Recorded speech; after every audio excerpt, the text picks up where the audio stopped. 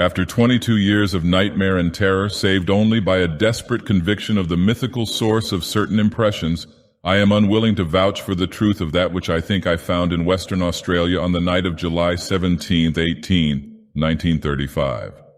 There is reason to hope that my experience was wholly or partly an hallucination, for which indeed abundant causes existed, and yet its realism was so hideous that I sometimes find hope impossible.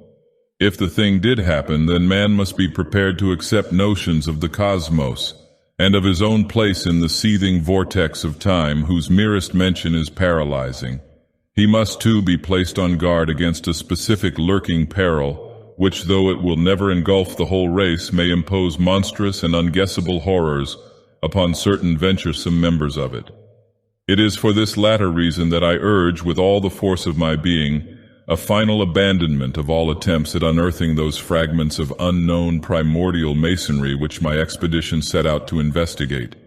Assuming that I was sane and awake, my experience on that night was such as has befallen no man before. It was, moreover, a frightful confirmation of all I had sought to dismiss as myth and dream. Mercifully, there is no proof, for in my fright I lost the awesome object which would, if real and brought out of that noxious abyss, have formed irrefutable evidence. When I came upon the horror, I was alone, and I have up to now told no one about it. I could not stop the others from digging in its direction, but chance and the shifting sand have so far saved them from finding it. Now I must formulate some definitive statement, not only for the sake of my own mental balance, but to warn such others as may read it seriously. These pages, much in whose earlier parts will be familiar to close readers of the general and scientific press, are written in the cabin of the ship that is bringing me home. I shall give them to my son, Profitable Wingate Peaslee of Miskatonic University, the only member of my family who stuck to me after my queer amnesia of long ago, and the man best informed on the inner facts of my case. Of all living persons, he is least likely to ridicule what I shall tell of that fateful night. I did not enlighten him orally before sailing, because I think he had better have the revelation in written form. Reading and rereading at leisure will leave with him a more convincing picture than my confused tongue could hope to convey.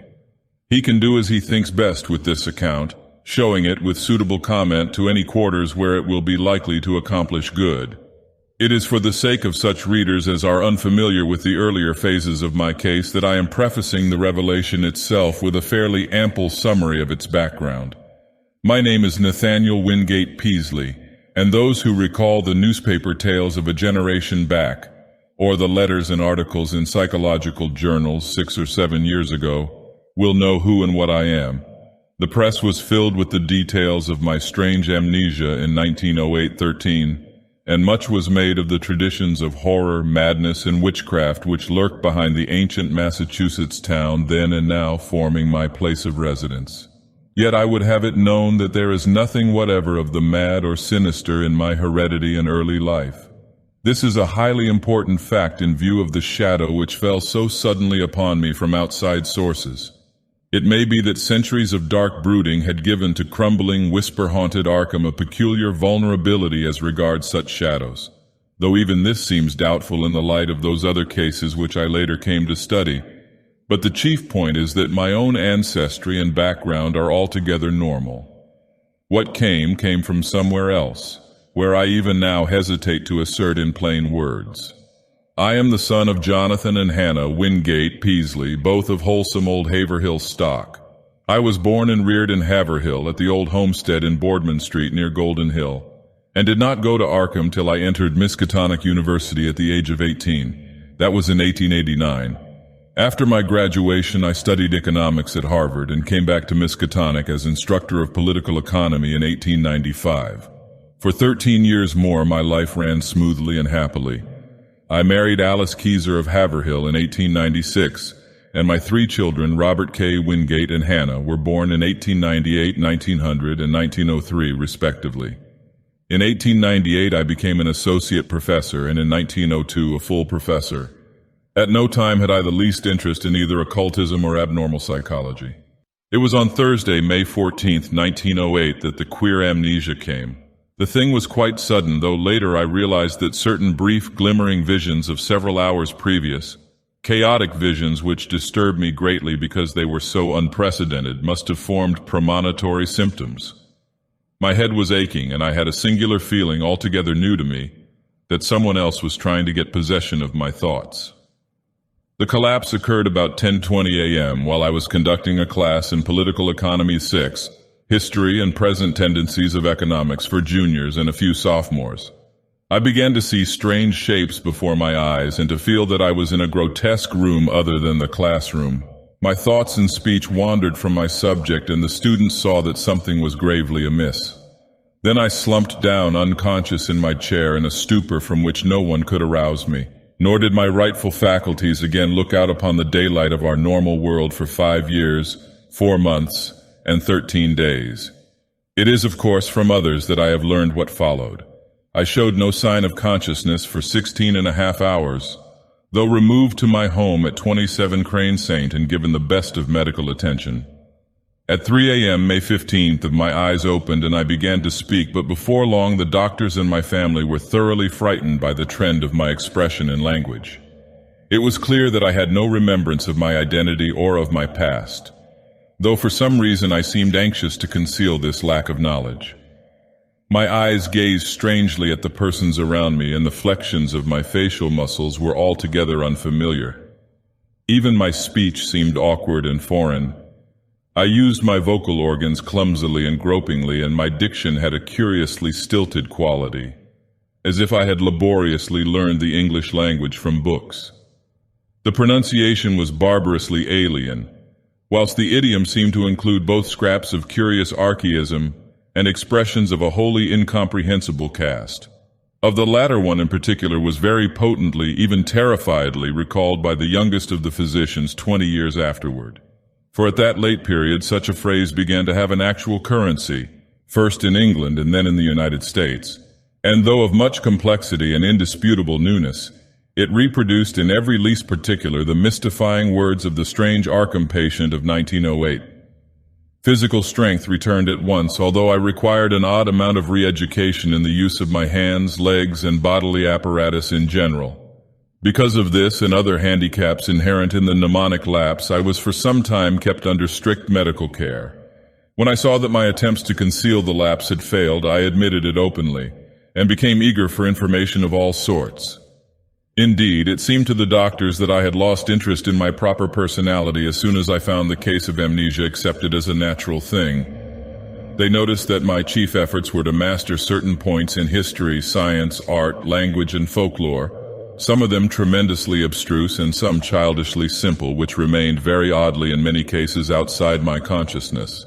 At the same time, they noticed that I had an inexplicable command of many almost unknown sorts of knowledge, a command which I seemed to wish to hide rather than display. I would inadvertently refer with casual assurance to specific events in dim ages outside the range of accepted history, passing off such references as a jest when I saw the surprise they created. And I had a way of speaking of the future which 2 or 3 times caused actual fright. These uncanny flashes soon ceased to appear, though some observers laid their vanishment more to a certain furtive caution on my part than to any waning of the strange knowledge behind them. Indeed, I seemed anomalously avid to absorb the speech, customs, and perspectives of the age around me, as if I were a studious traveler from a far foreign land. As soon as permitted, I haunted the college library at all hours, and shortly began to arrange for those odd travels and special courses at American and European universities, which evoked so much comment during the next few years.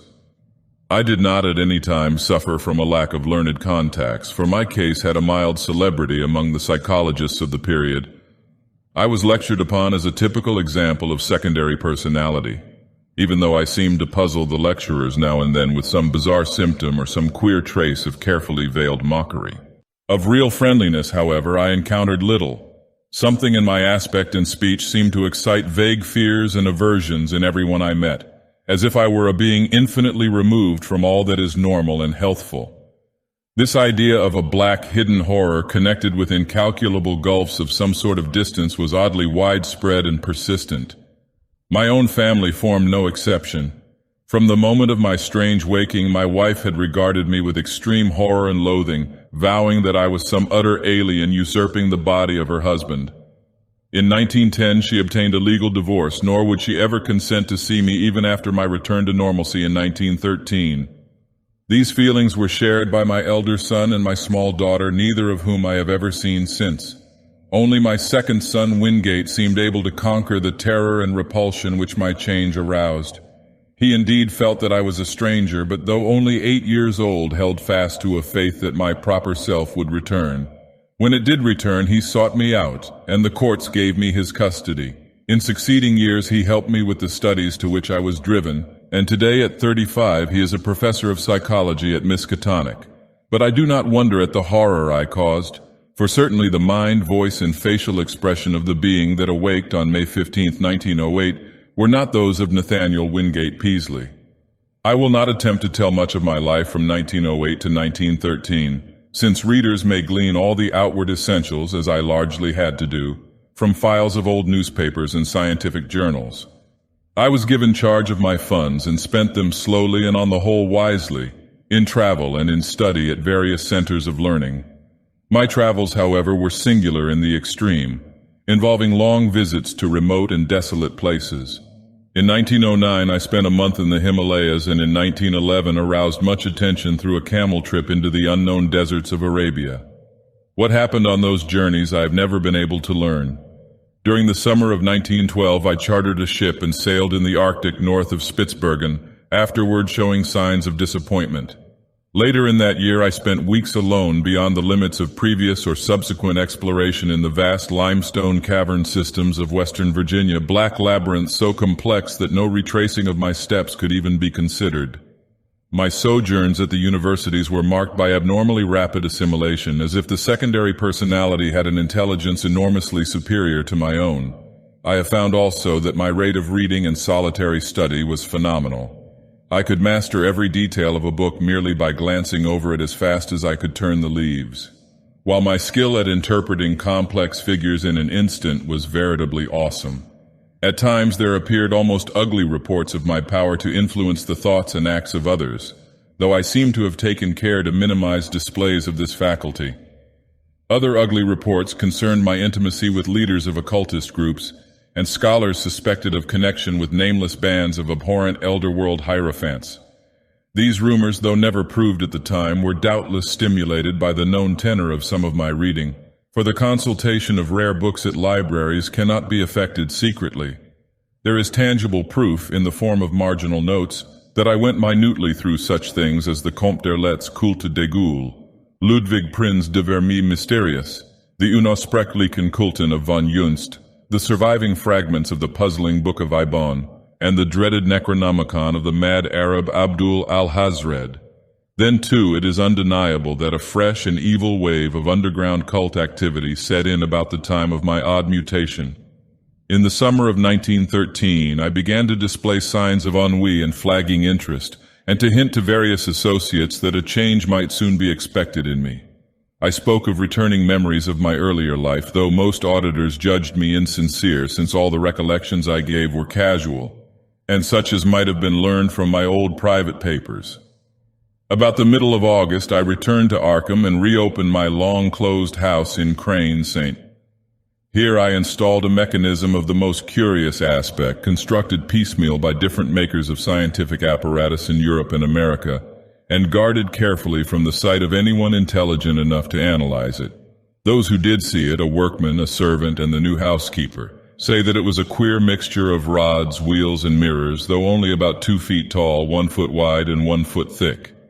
The central mirror was circular and convex. All this is borne out by such makers of parts as can be located. On the evening of Friday, September 26th, I dismissed the housekeeper and the maid till noon of the next day. Lights burned in the house till late, and a lean, dark, curiously foreign-looking man called in an automobile. It was about 1 a.m. that the lights were last seen. At 2:15 a.m., a policeman observed the place in darkness, but with the stranger's motor still at the curb. By 4 o'clock, the motor was certainly gone. It was at 6 that a hesitant foreign voice on the telephone asked Dr. Wilson to call at my house and bring me out of a peculiar faint. This call, a long-distance one, was later traced to a public booth in the North Station in Boston, but no sign of the lean foreigner was ever unearthed. When the doctor reached my house, he found me unconscious in the sitting room, in an easy chair with a table drawn up before it.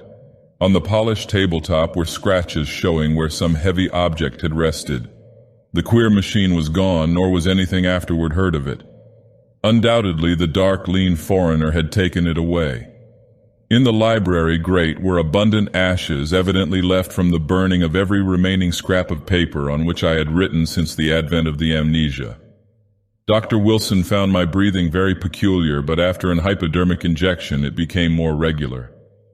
At 11:15 a.m. September 27th, I stirred vigorously and my hitherto mask-like face began to show signs of expression. Dr. Wilson remarked that the expression was not that of my secondary personality, but seemed much like that of my normal self. About 11:30 I muttered some very curious syllables which seemed unrelated to any human speech. I appeared, too, to struggle against something. Then just after noon, the housekeeper and the maid having meanwhile returned, I began to mutter in English. Of the orthodox economists of that period, Jevons typifies the prevailing trend toward scientific correlation. His attempt to link the commercial cycle of prosperity and depression with the physical cycle of the solar spots forms perhaps the apex of... Nathaniel Wingate Peaslee had come back, a spirit in whose time scale it was still that Thursday morning in 1908, with the economics class gazing up at the battered desk on the platform. My reabsorption into normal life was a painful and difficult process. The loss of over 5 years creates more complications than can be imagined, and in my case there were countless matters to be adjusted. What I heard of my actions since 1908 astonished and disturbed me, but I tried to view the matter as philosophically as I could. At last, regaining custody of my second son Wingate, I settled down with him in the Crane Street house and endeavored to resume teaching, my old professorship having been kindly offered me by the college. I began work with the February 1914 term and kept at it just a year. By that time I realized how badly my experience had shaken me. Though perfectly sane, I hoped, and with no flaw in my original personality, I had not the nervous energy of the old days. Vague dreams and queer ideas continually haunted me, and when the outbreak of the World War turned my mind to history, I found myself thinking of periods and events in the oddest possible fashion. My conception of time, my ability to distinguish between consecutiveness and simultaneousness, seemed subtly disordered, so that I formed chimerical notions about living in one age and casting one's mind all over eternity for knowledge of past and future ages. The war gave me strange impressions of remembering some of its far-off consequences, as if I knew how it was coming out and could look back upon it in the light of future information.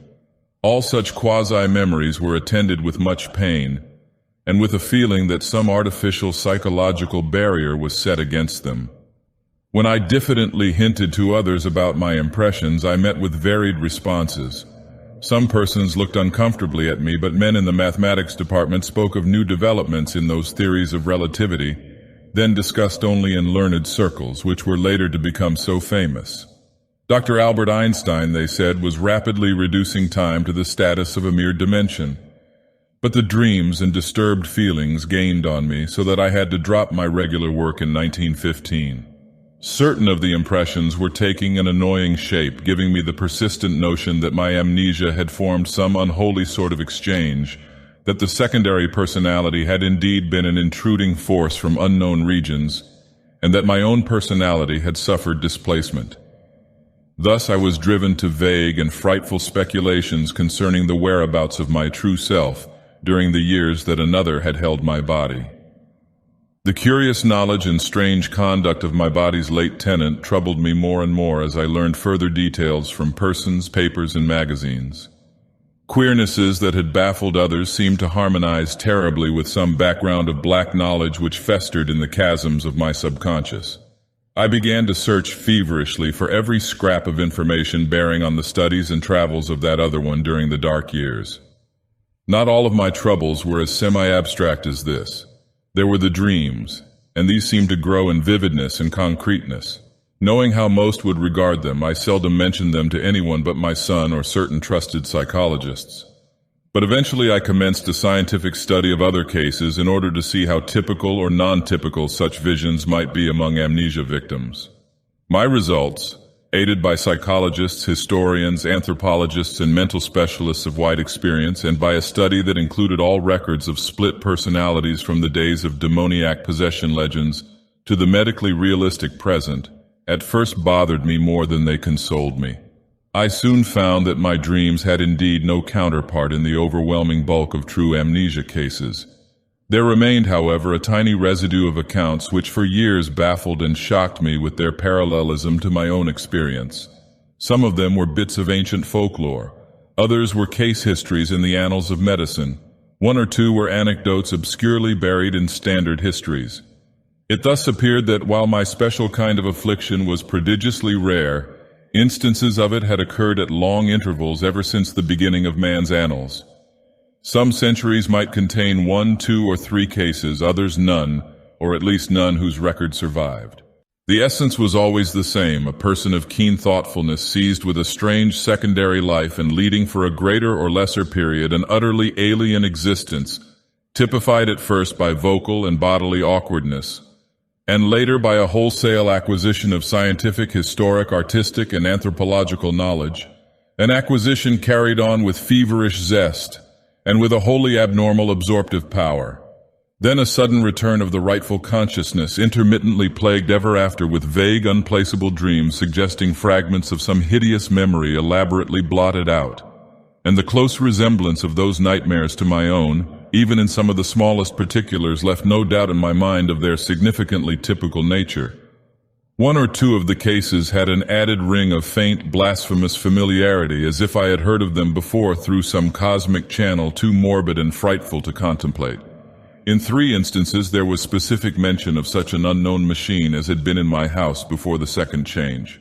Another thing that cloudily worried me during my investigation was the somewhat greater frequency of cases where a brief, elusive glimpse of the typical nightmares was afforded to persons not visited with well-defined amnesia.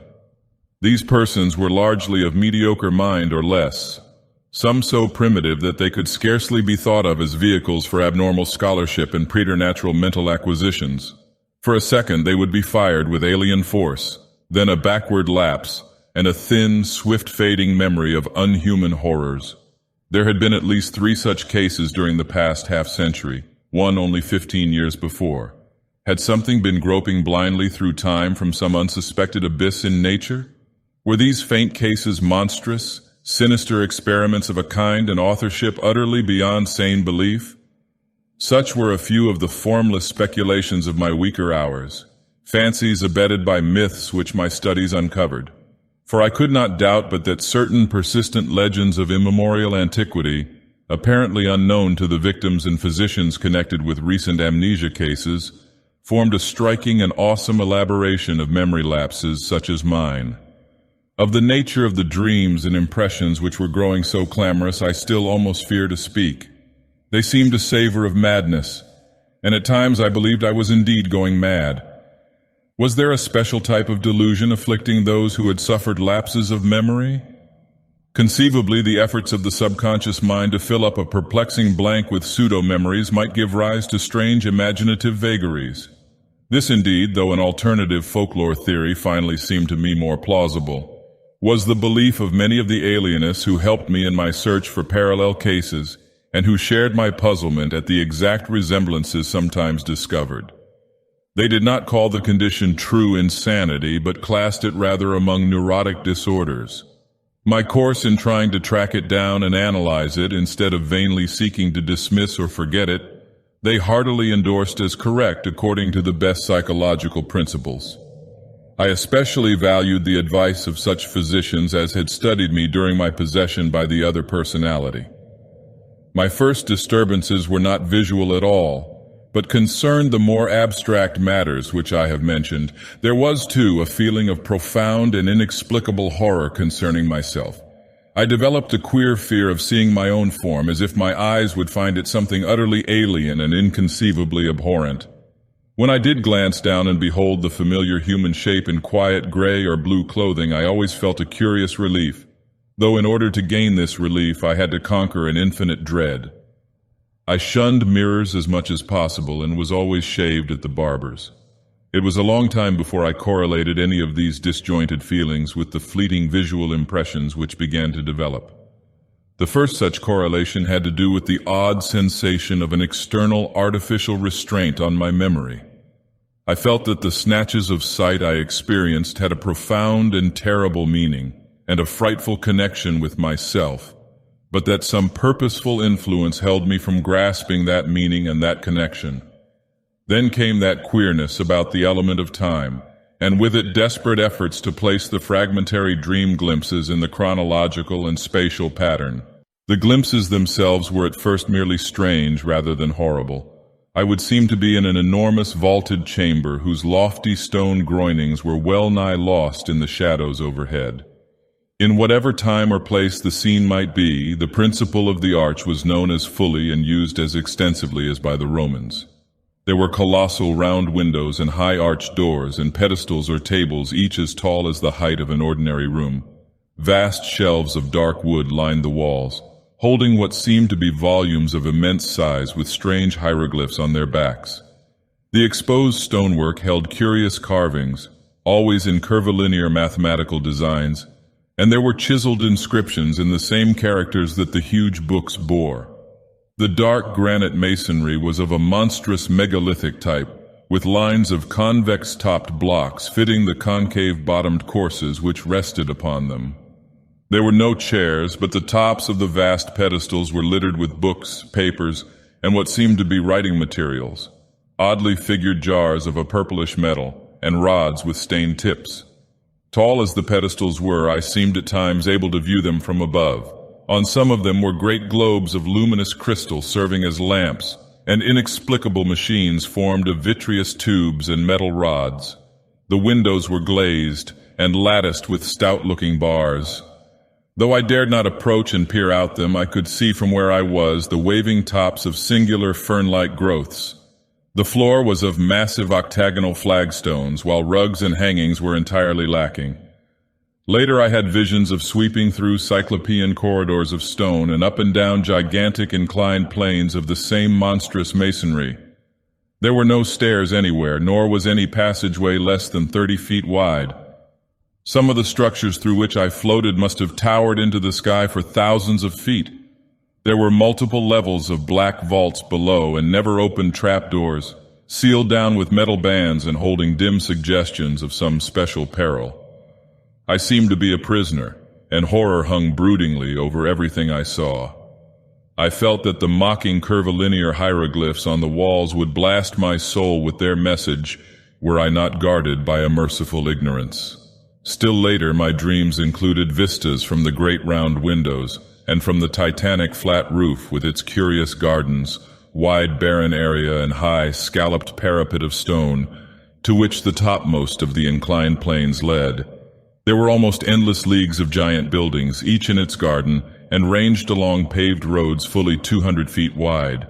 They differed greatly in aspect, but few were less than 500 feet square or 1,000 feet high. Many seemed so limitless that they must have had a frontage of several thousand feet, while some shot up to mountainous altitudes in the gray, steamy heavens. They seemed to be mainly of stone or concrete, and most of them embodied the oddly curvilinear type of masonry noticeable in the building that held me. Roofs were flat and garden-covered and tended to have scalloped parapets. Sometimes there were terraces and higher levels and wide cleared spaces amidst the gardens. The great roads held hints of motion, but in the earlier visions I could not resolve this impression into details. In certain places I beheld enormous dark cylindrical towers which climbed far above any of the other structures. These appeared to be of a totally unique nature and showed signs of prodigious age and dilapidation. They were built of a bizarre type of square-cut basalt masonry and tapered slightly toward their rounded tops. Nowhere in any of them could the least traces of windows or other apertures save huge doors be found. I noticed also some lower buildings, all crumbling with the weathering of eons, which resembled these dark cylindrical towers in basic architecture.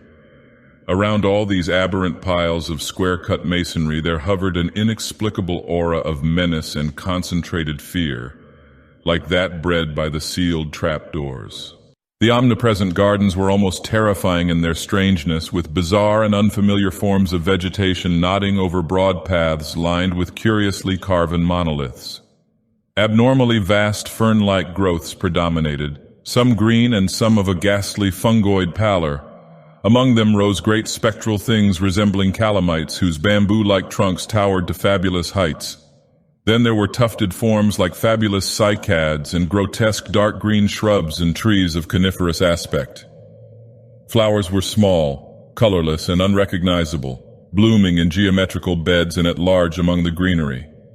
In a few of the terrace and rooftop gardens were larger and more vivid blossoms of almost offensive contours and seeming to suggest artificial breeding. Fungi of inconceivable size, outlines and colors speckled the scene in patterns bespeaking some unknown but well-established horticultural tradition. In the larger gardens on the ground there seemed to be some attempt to preserve the irregularities of nature, but on the roofs there was more selectiveness and more evidences of the topiary art.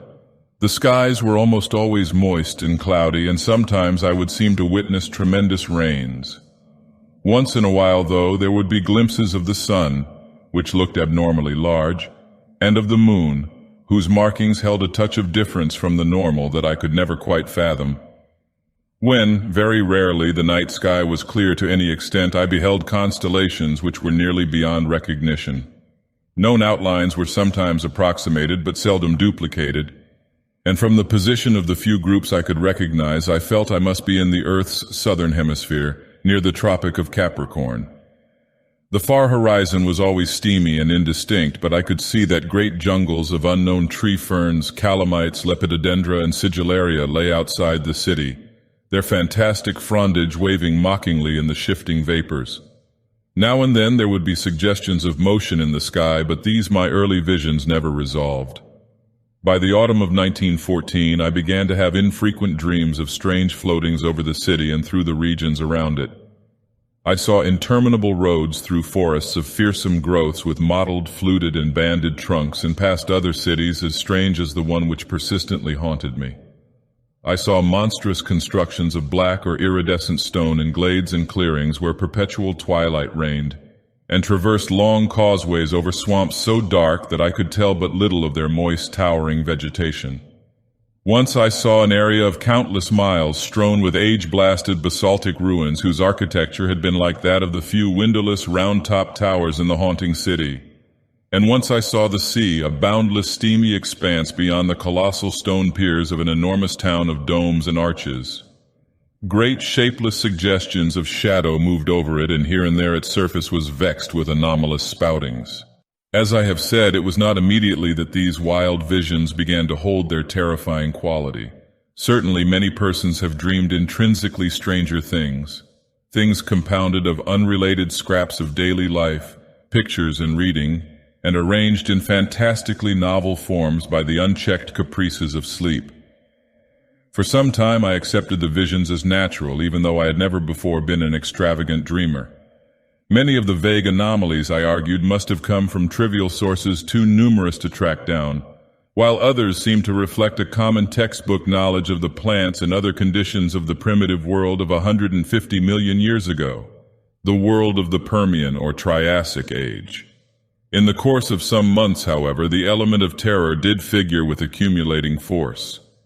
This was when the dreams began so unfailingly to have the aspect of memories, and when my mind began to link them with my growing abstract disturbances, the feeling of mnemonic restraint, the curious impressions regarding time, the sense of a loathsome exchange with my secondary personality of 1908-13, and considerably later the inexplicable loathing of my own person. As certain definite details began to enter the dreams, their horror increased 1,000-fold, until by October 1915 I felt I must do something. It was then that I began an intensive study of other cases of amnesia and visions, feeling that I might thereby objectivize my trouble and shake clear of its emotional grip. However, as before mentioned, the result was at first almost exactly opposite. It disturbed me vastly to find that my dreams had been so closely duplicated, especially since some of the accounts were too early to admit of any geological knowledge, and therefore of any idea of primitive landscapes, on the subject's part. What is more, many of these accounts supplied very horrible details and explanations in connection with the visions of great buildings and jungle gardens, and other things. The actual sights and vague impressions were bad enough, but what was hinted or asserted by some of the other dreamers savored of madness and blasphemy. Worst of all, my own pseudo-memory was aroused to wilder dreams and hints of coming revelations, and yet most doctors deem my course on the whole an advisable one. I studied psychology systematically, and under the prevailing stimulus my son Wingate did the same, his studies leading eventually to his present professorship. In 1917 and 1918 I took special courses at Miskatonic.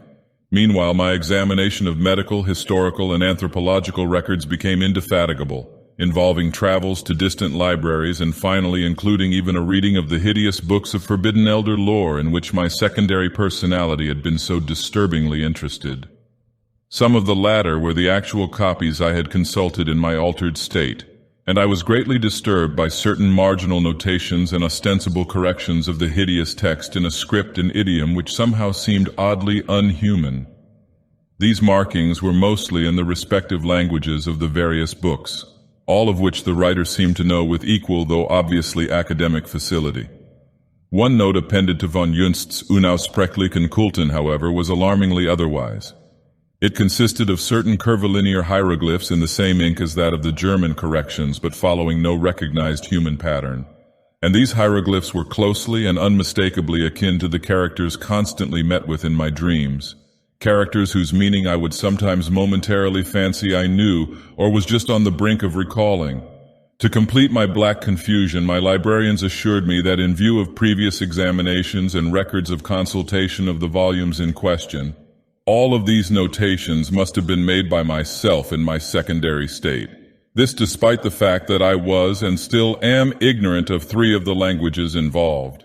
Piecing together the scattered records, ancient and modern, anthropological and medical, I found a fairly consistent mixture of myth and hallucination whose scope and wildness left me utterly dazed.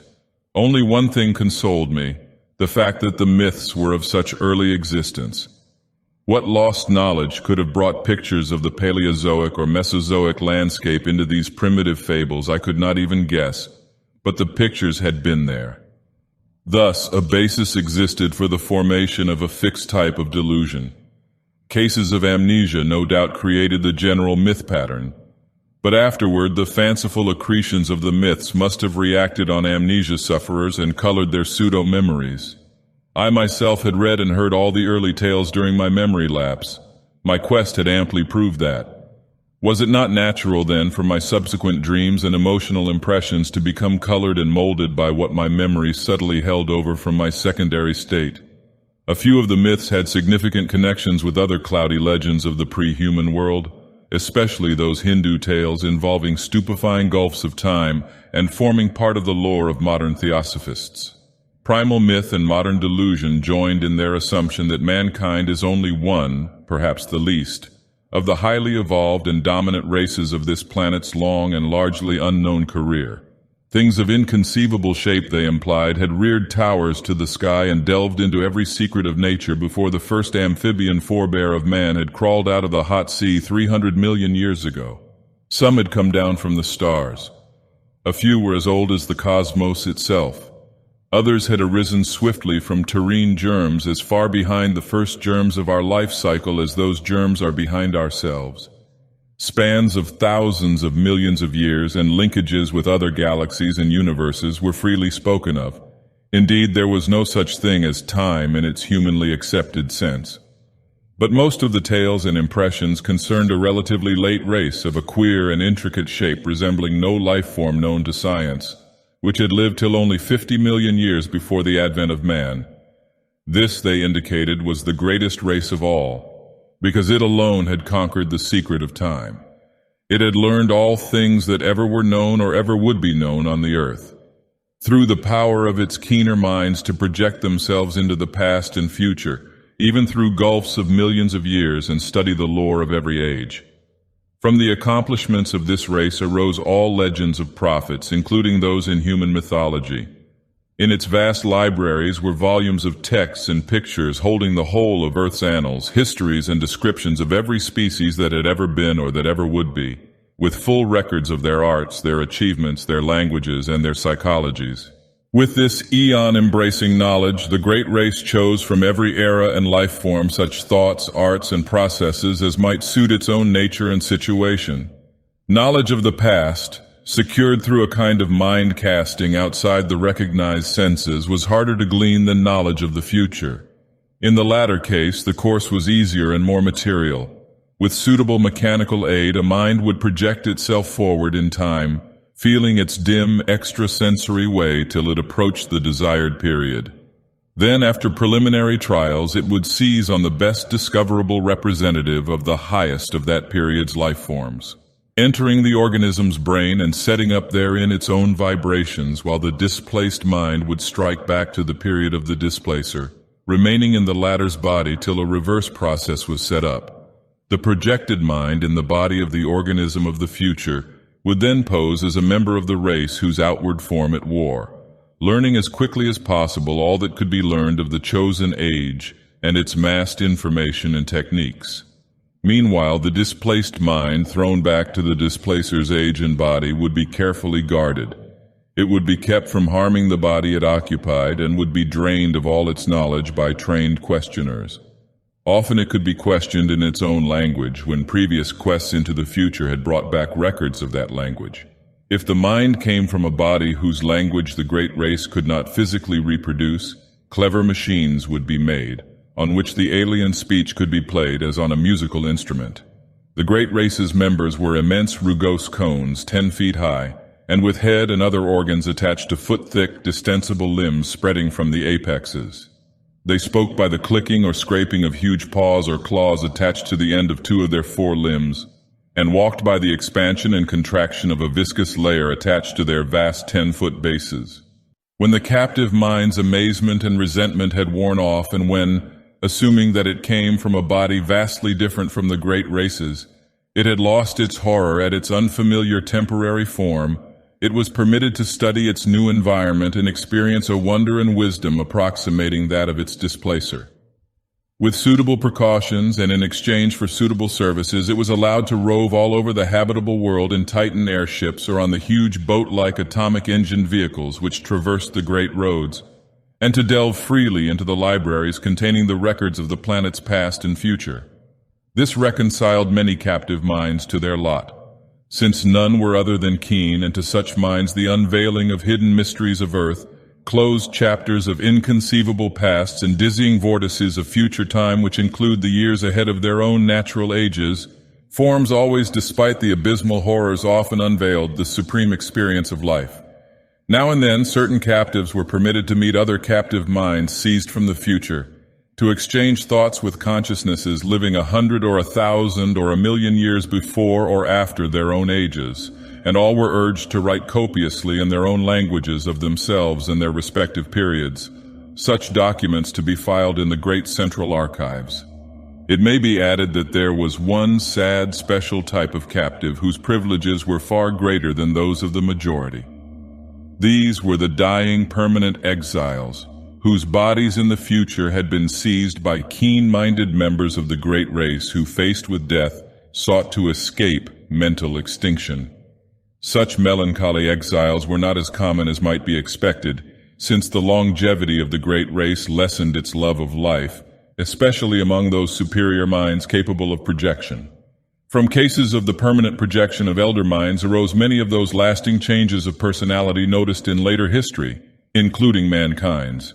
As for the ordinary cases of exploration, when the displacing mind had learned what it wished in the future, it would build an apparatus like that which had started its flight and reverse the process of projection. Once more it would be in its own body in its own age, while the lately captive mind would return to that body of the future to which it properly belonged. Only when one or the other of the bodies had died during the exchange was this restoration impossible. In such cases, of course, the exploring mind had, like those of the death escapers, to live out an alien-bodied life in the future, or else the captive mind, like the dying permanent exiles, had to end its days in the form and past age of the great race. This fate was least horrible when the captive mind was also of the great race.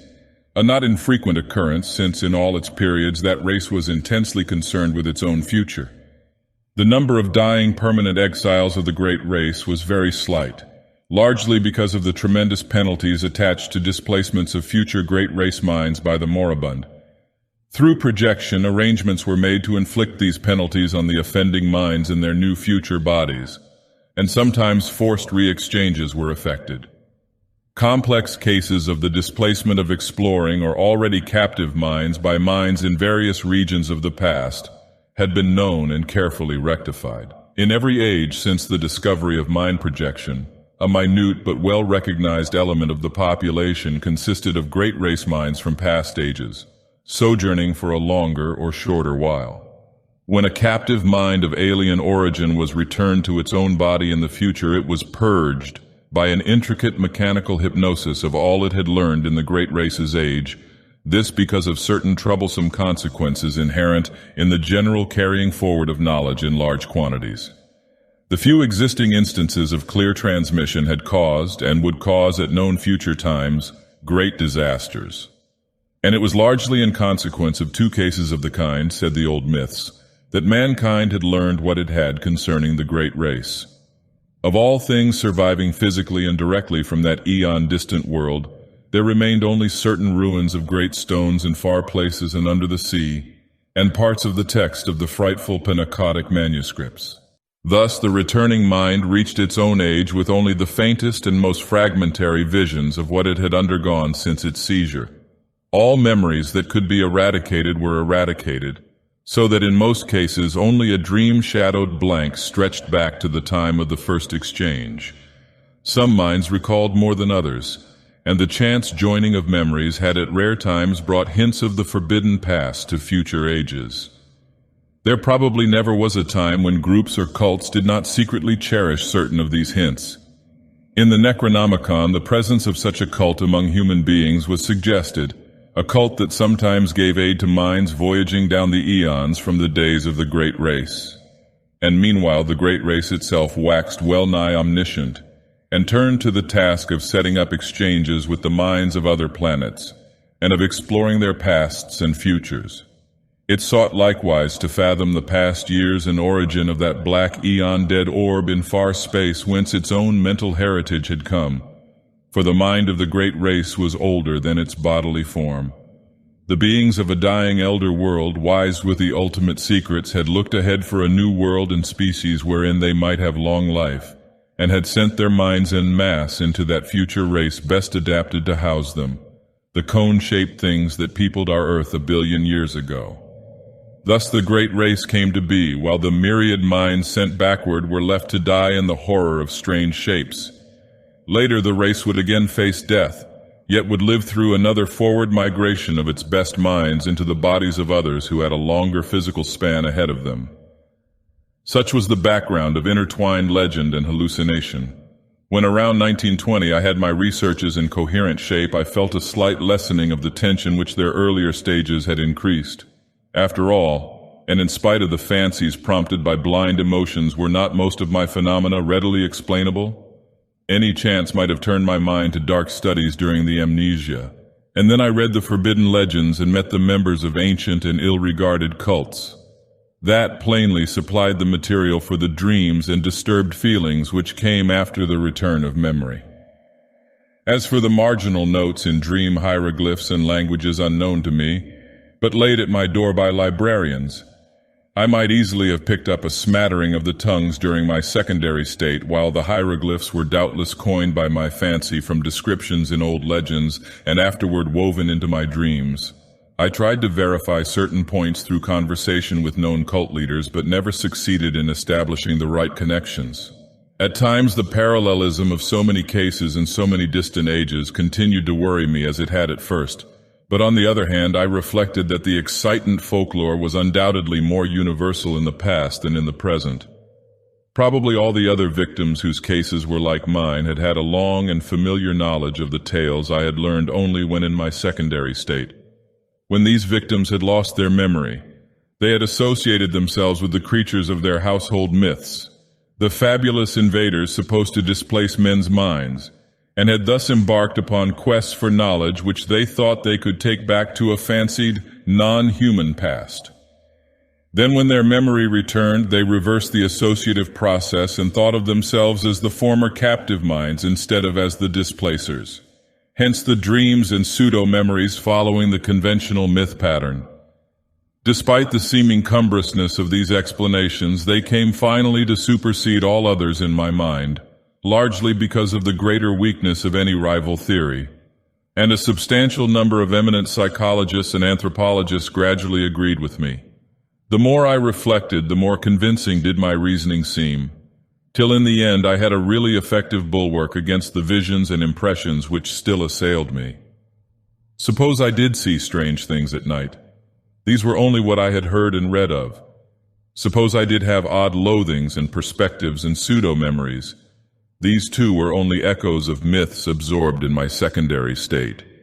Nothing that I might dream, nothing that I might feel could be of any actual significance.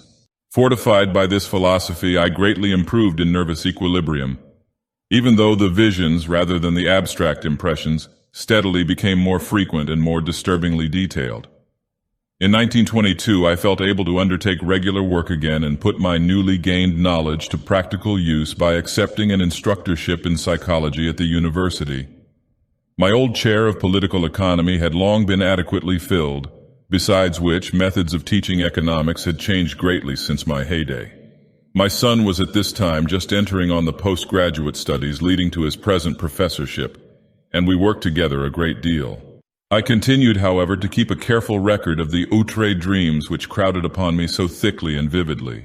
Such a record, I argued, was of genuine value as a psychological document.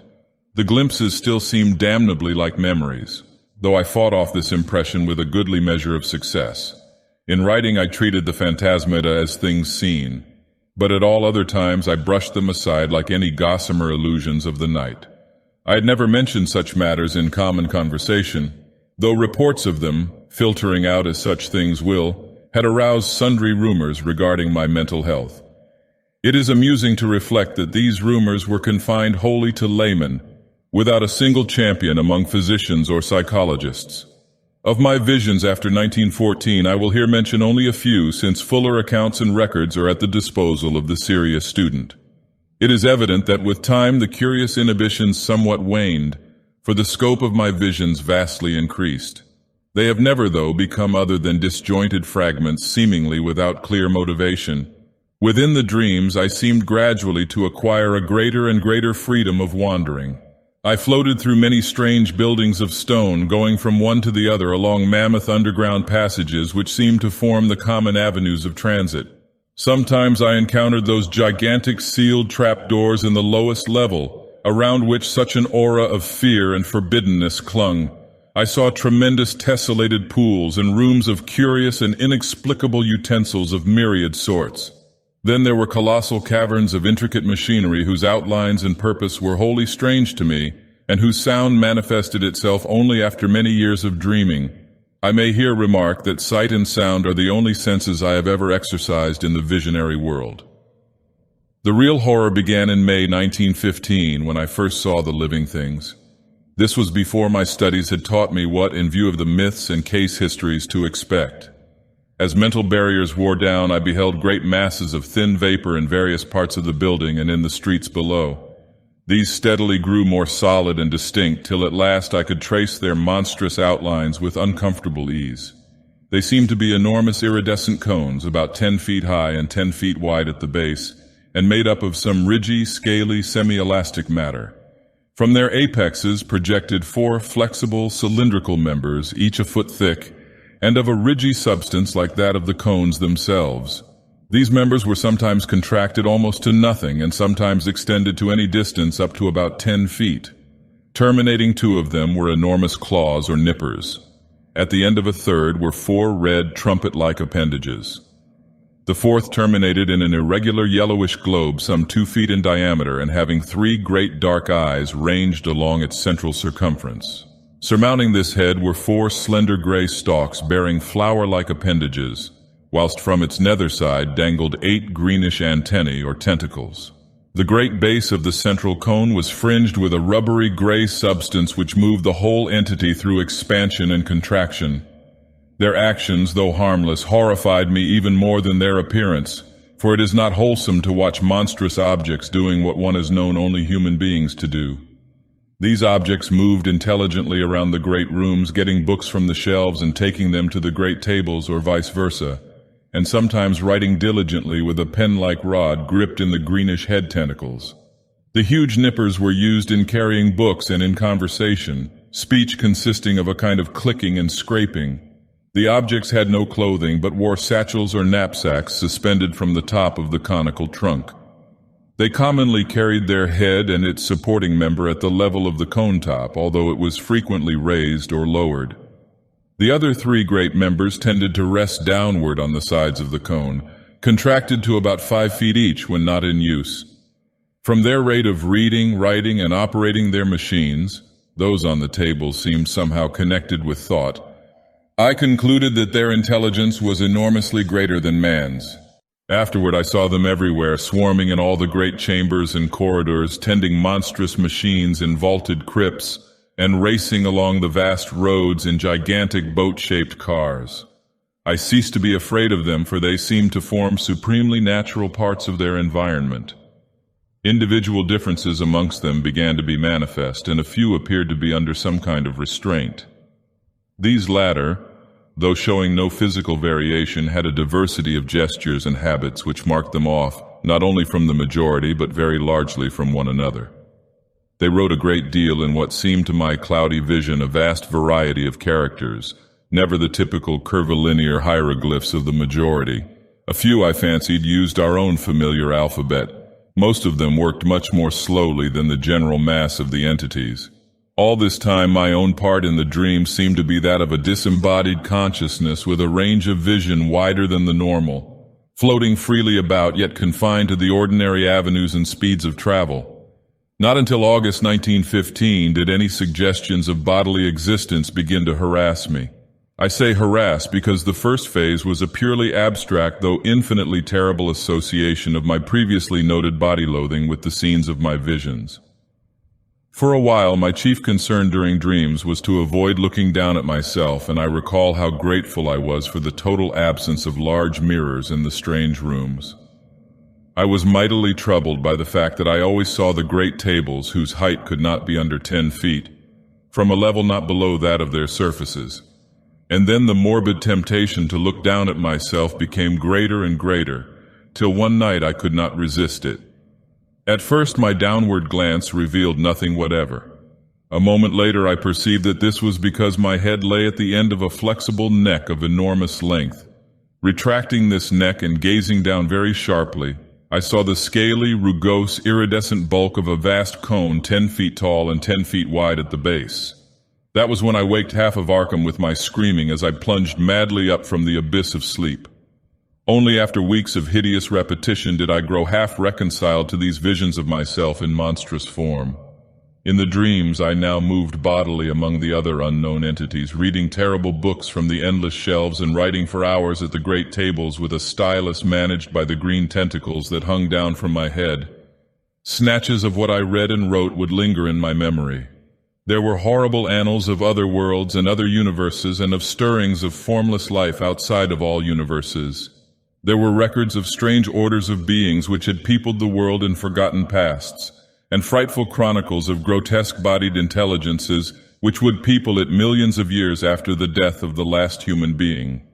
And I learned of chapters in human history whose existence no scholar of today has ever suspected.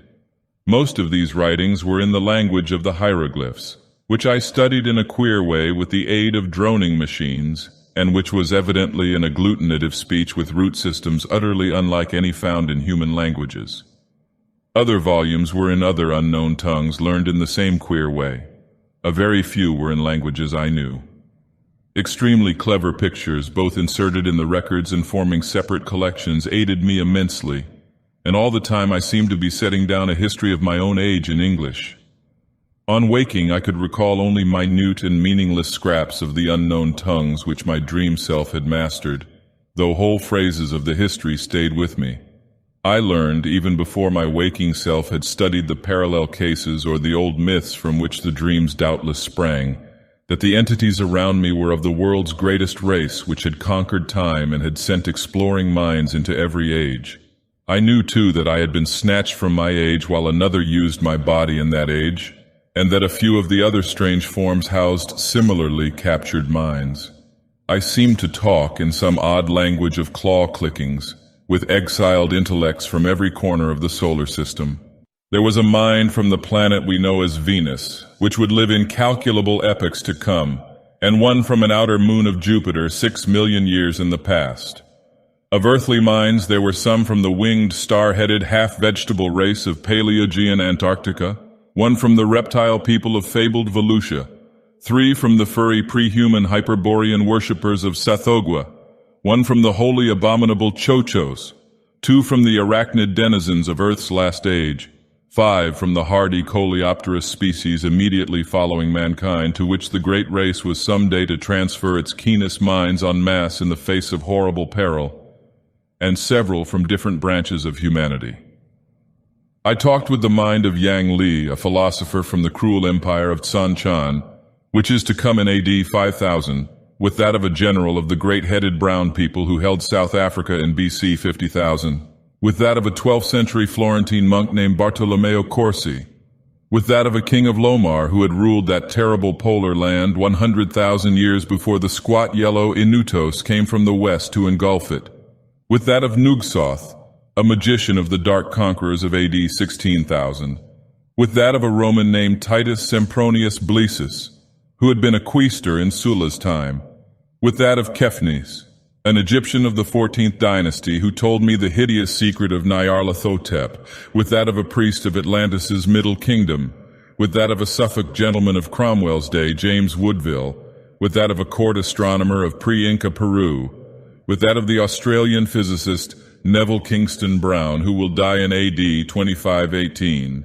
with that of an archimage of vanished Yi in the Pacific, with that of Theodotides, a Greco-Bactrian official of BC 200, with that of an aged Frenchman of Louis XIII's time named Pierre-Louis Montmagny, with that of Cromya, a Sumerian chieftain of BC 15,000, and with so many others that my brain cannot hold the shocking secrets and dizzying marvels I learned from them.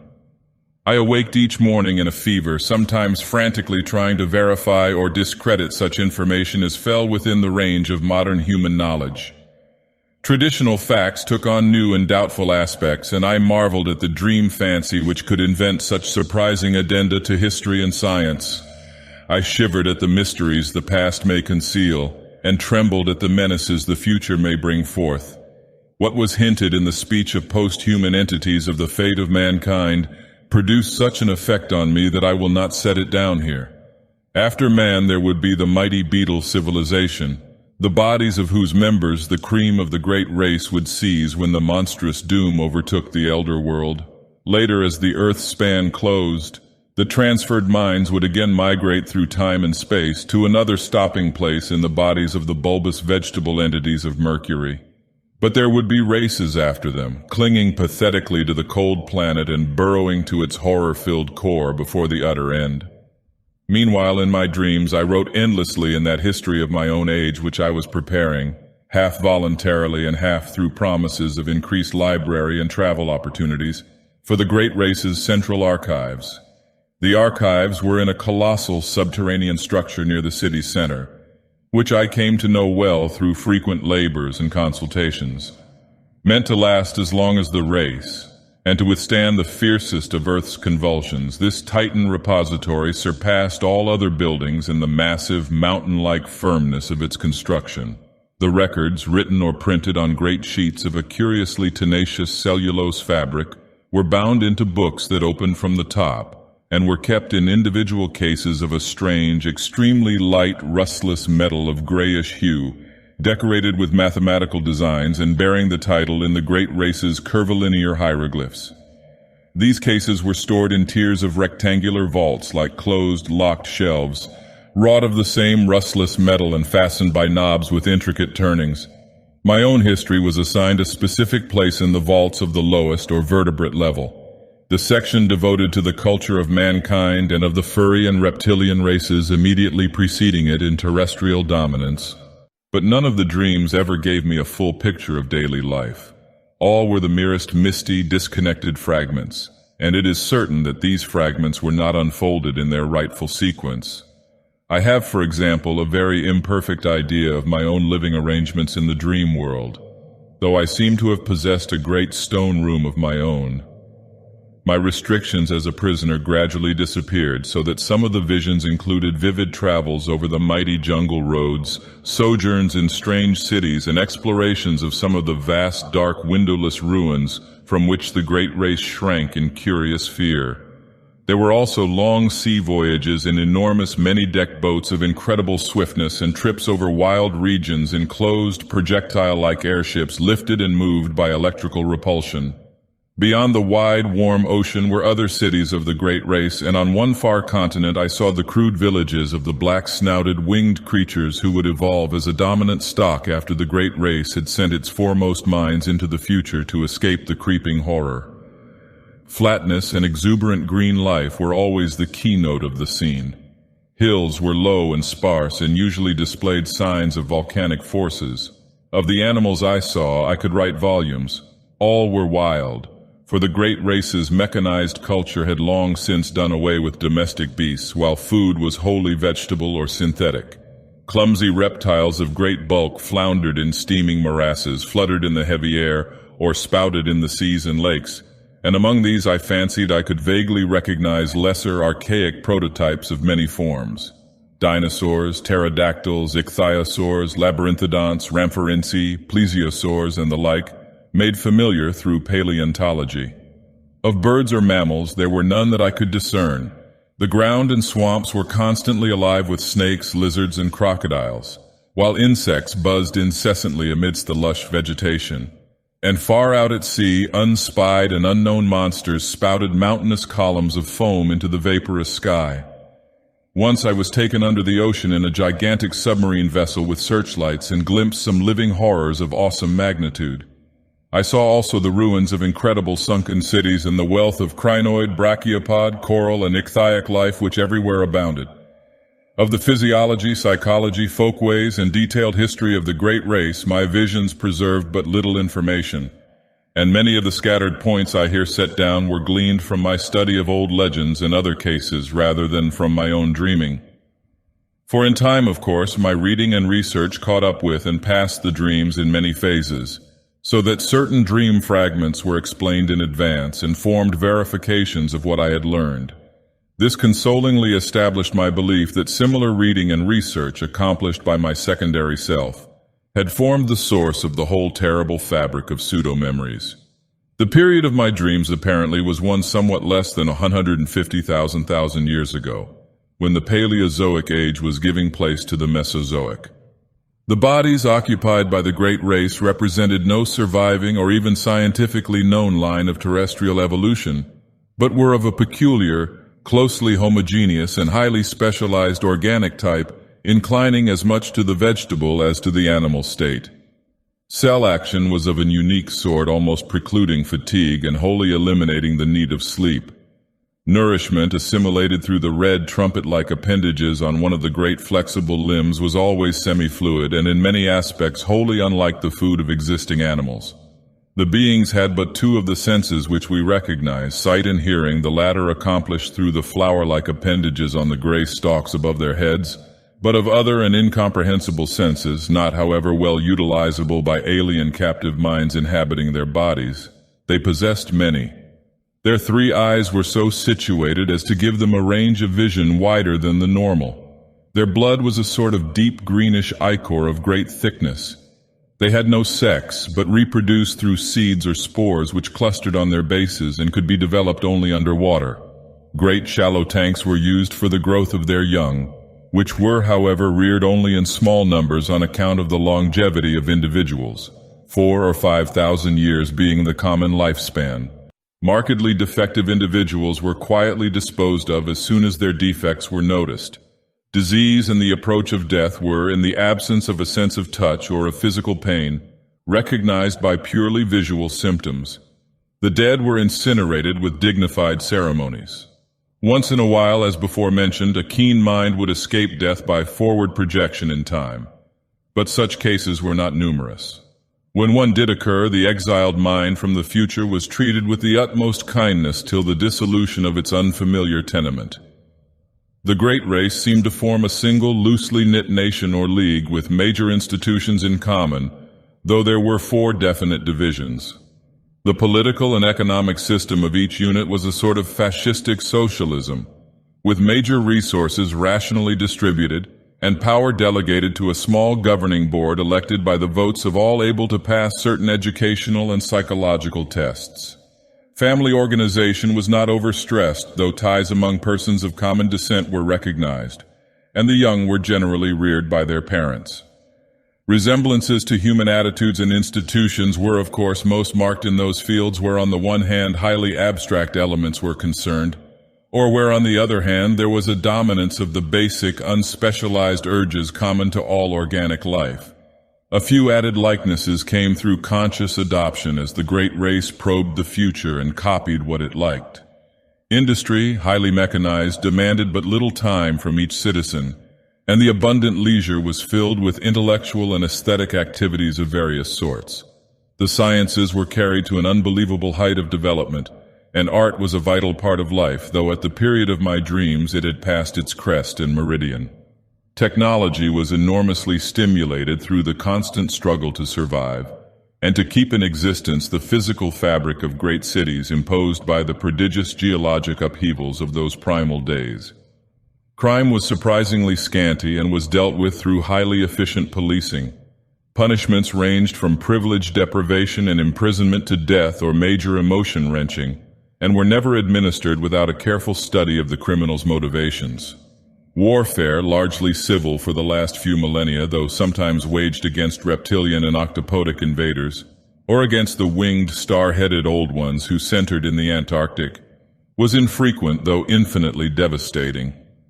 An enormous army using camera-like weapons which produced tremendous electrical effects was kept on hand for purposes seldom mentioned, but obviously connected with the ceaseless fear of the dark, windowless elder ruins and of the great sealed trapdoors in the lowest subterrane levels. This fear of the basalt ruins and trapdoors was largely a matter of unspoken suggestion, or at most of furtive quasi-whispers.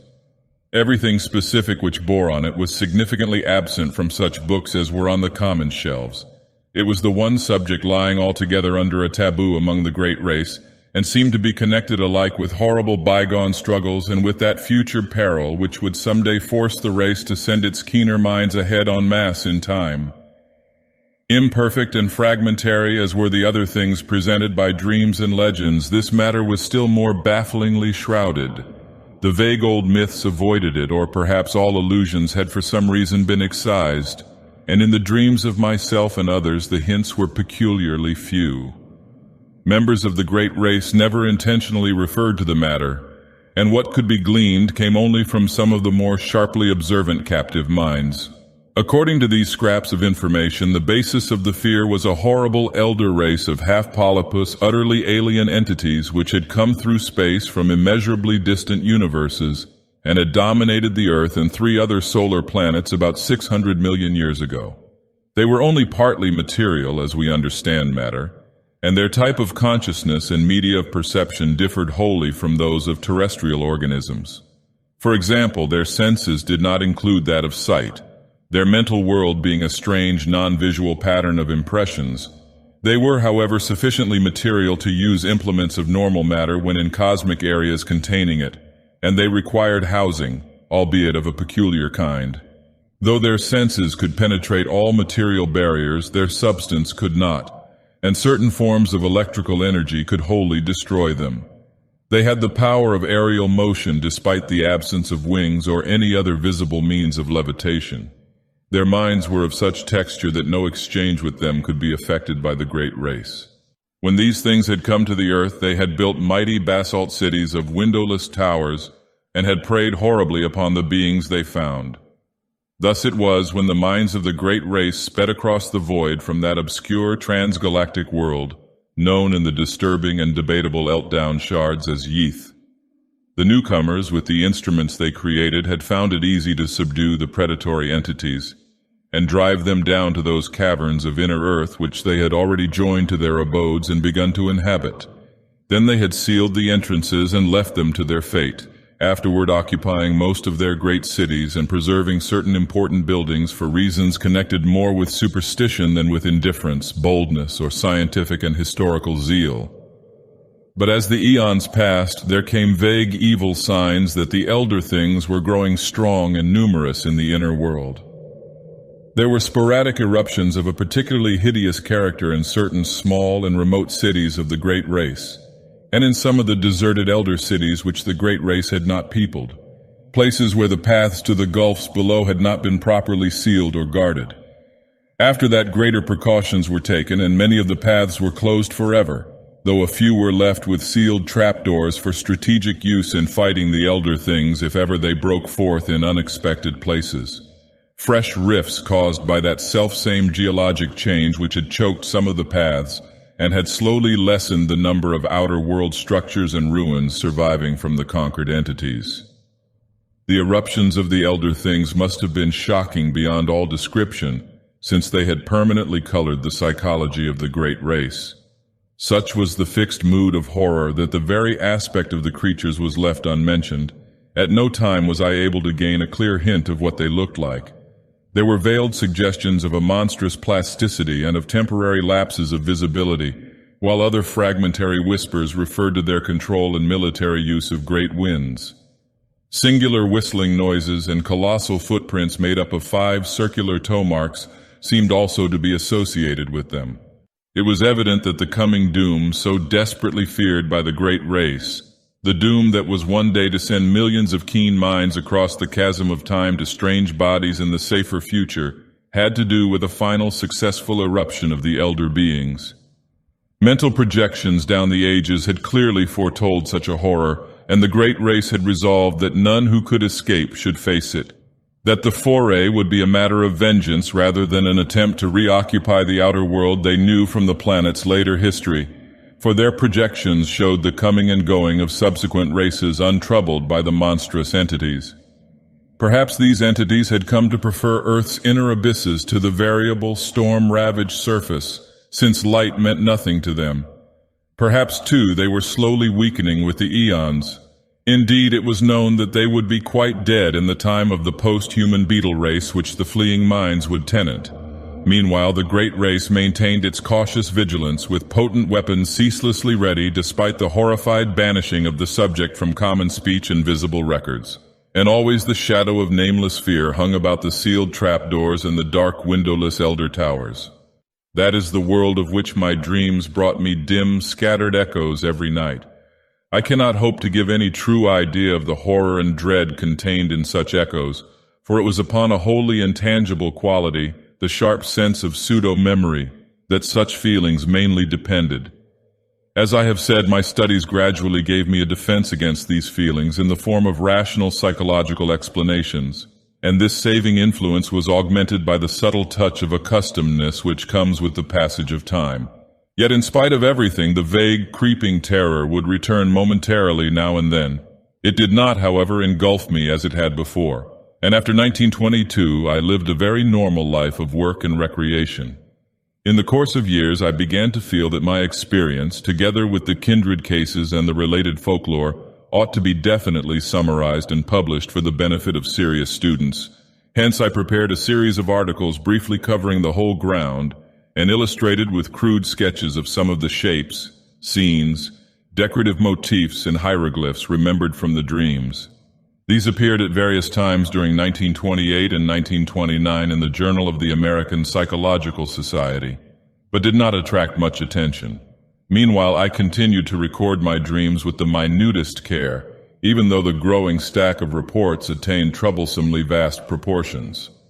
On July 10, 1934, there was forwarded to me by the Psychological Society the letter which opened the culminating and most horrible phase of the whole mad ordeal. It was postmarked Pilbara, Western Australia, and bore the signature of one whom I found upon inquiry to be a mining engineer of considerable prominence. Enclosed were some very curious snapshots. I will reproduce the text in its entirety, and no reader can fail to understand how tremendous an effect it and the photographs had upon me. I was for a time almost stunned and incredulous, for although I had often thought that some basis of fact must underlie certain phases of the legends which had colored my dreams, I was nonetheless unprepared for anything like a tangible survival from a lost world remote beyond all imagination. Most devastating of all were the photographs. For here, in cold, incontrovertible realism, there stood out against a background of sand certain worn-down, water-ridged, storm-weathered blocks of stone whose slightly convex tops and slightly concave bottoms told their own story. And when I studied them with a magnifying glass, I could see all too plainly, amidst the batterings and pittings, the traces of those vast curvilinear designs and occasional hieroglyphs whose significance had become so hideous to me. But here is the letter which speaks for itself. 49 Dampier Stonier, Pilbara, W. Australia, 18 May 1934. Professor N. W. Peasley, COAM, Psychological Society, 30 East 41st Street, New York City, USA. My dear sir, a recent conversation with Dr. E. M. Boyle of Perth and some papers with your articles which he has just sent me make it advisable for me to tell you about certain things I have seen in the great sandy desert east of our gold field here. It would seem, in view of the peculiar legends about old cities with huge stonework and strange designs and hieroglyphs which you describe, that I have come upon something very important. The blackfellows have always been full of talk about great stones with marks on them and seem to have a terrible fear of such things. They connect them in some way with their common racial legends about Budai, the gigantic old man who lies asleep for ages underground with his head on his arm, and who will someday awake and eat up the world. There are some very old and half-forgotten tales of enormous underground huts of great stones, where passages lead down and where horrible things have happened. The blackfellows claim that once some warriors fleeing in battle went down into one and never came back, but that frightful winds began to blow from the place soon after they went down. However, there usually isn't much in what these natives say. But what I have to tell is more than this. 2 years ago, when I was prospecting about 500 miles east in the desert, I came on a lot of queer pieces of dressed stone, perhaps 3x2 feet in size, and weathered and pitted to the very limit. At first I couldn't find any of the marks the blackfellows told about, but when I looked close enough I could make out some deeply carved lines in spite of the weathering. They were peculiar curves, just like what the blacks had tried to describe. I imagine there must have been 30 or 40 blocks, some nearly buried in the sand, and all within a circle perhaps a quarter of a mile's diameter. When I saw some, I looked around closely for more and made a careful reckoning of the place with my instruments. I also took pictures of 10 or 12 of the most typical blocks, and will enclose the prints for you to see. I turned my information and pictures over to the government at Perth, but they have done nothing with them. Then I met Dr. Boyle, who had read your articles in the Journal of the American Psychological Society, and in time happened to mention the stones. He was enormously interested and became quite excited when I showed him my snapshots, saying that the stones and markings were just like those of the masonry you had dreamed about and seen described in legends. He meant to write you, but was delayed. Meanwhile, he sent me most of the magazines with your articles, and I saw at once from your drawings and descriptions that my stones are certainly the kind you mean. You can appreciate this from the enclosed prints. Later on you will hear directly from Dr. Boyle. Now I can understand how important all this will be to you.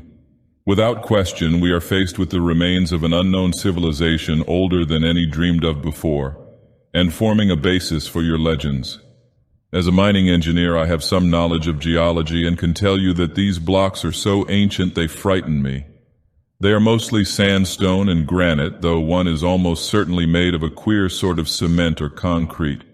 They bear evidence of water action, as if this part of the world had been submerged and come up again after long ages, all since these blocks were made and used.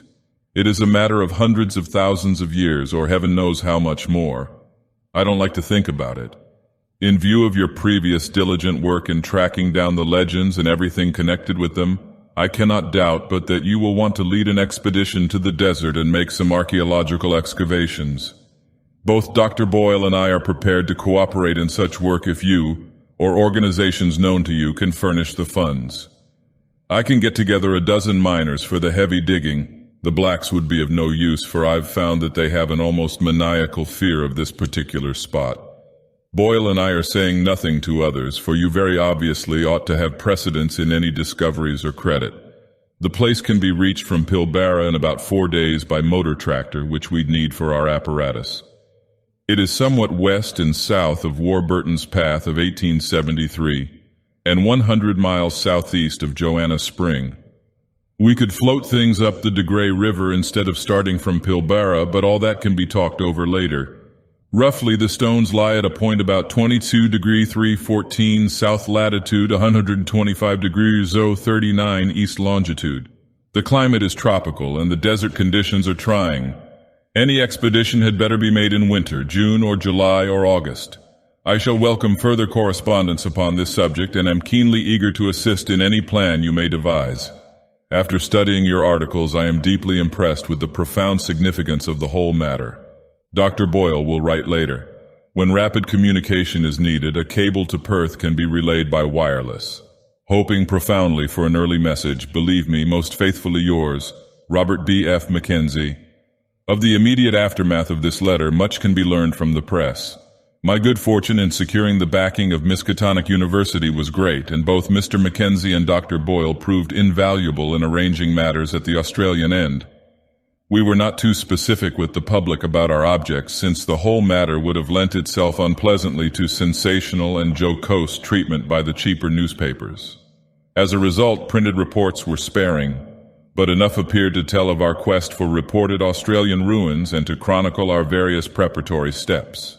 Professors William Dyer of the college's geology department, leader of the Miskatonic Antarctic expedition of 1930-31, Ferdinand C. Ashley of the Department of Ancient History, and Tyler M. Freeborn of the Department of Anthropology, together with my son Wingate, accompanied me. My correspondent Mackenzie came to Arkham early in 1935 and assisted in our final preparations. He proved to be a tremendously competent and affable man of about 50, admirably well-read and deeply familiar with all the conditions of Australian travel. He had tractors waiting at Pilbara, and we chartered a tramp steamer of sufficiently light draft to get up the river to that point. We were prepared to excavate in the most careful and scientific fashion, sifting every particle of sand and disturbing nothing which might seem to be in or near its original situation. Sailing from Boston aboard the Wheezy Lexington on March 28, 1935, we had a leisurely trip across the Atlantic and Mediterranean through the Suez Canal, down the Red Sea and across the Indian Ocean to our goal. I need not tell how the sight of the low, sandy West Australian coast depressed me, and how I detested the crude mining town and dreary gold fields where the tractors were given their last loads. Dr. Boyle, who met us, proved to be elderly, pleasant, and intelligent, and his knowledge of psychology led him into many long discussions with my son and me. Discomfort and expectancy were oddly mingled in most of us when at length our party of 18 rattled forth over the arid leagues of sand and rock. On Friday, May 31st, we forded a branch of the De Grey and entered the realm of utter desolation. A certain positive terror grew on me as we advanced to this actual sight of the elder world behind the legends. A terror, of course, abetted by the fact that my disturbing dreams and pseudo-memories still beset me with unabated force. It was on Monday, June 3rd, that we saw the first of the half-buried blocks. I cannot describe the emotions with which I actually touched, in objective reality, a fragment of cyclopean masonry in every respect like the blocks in the walls of my dream buildings.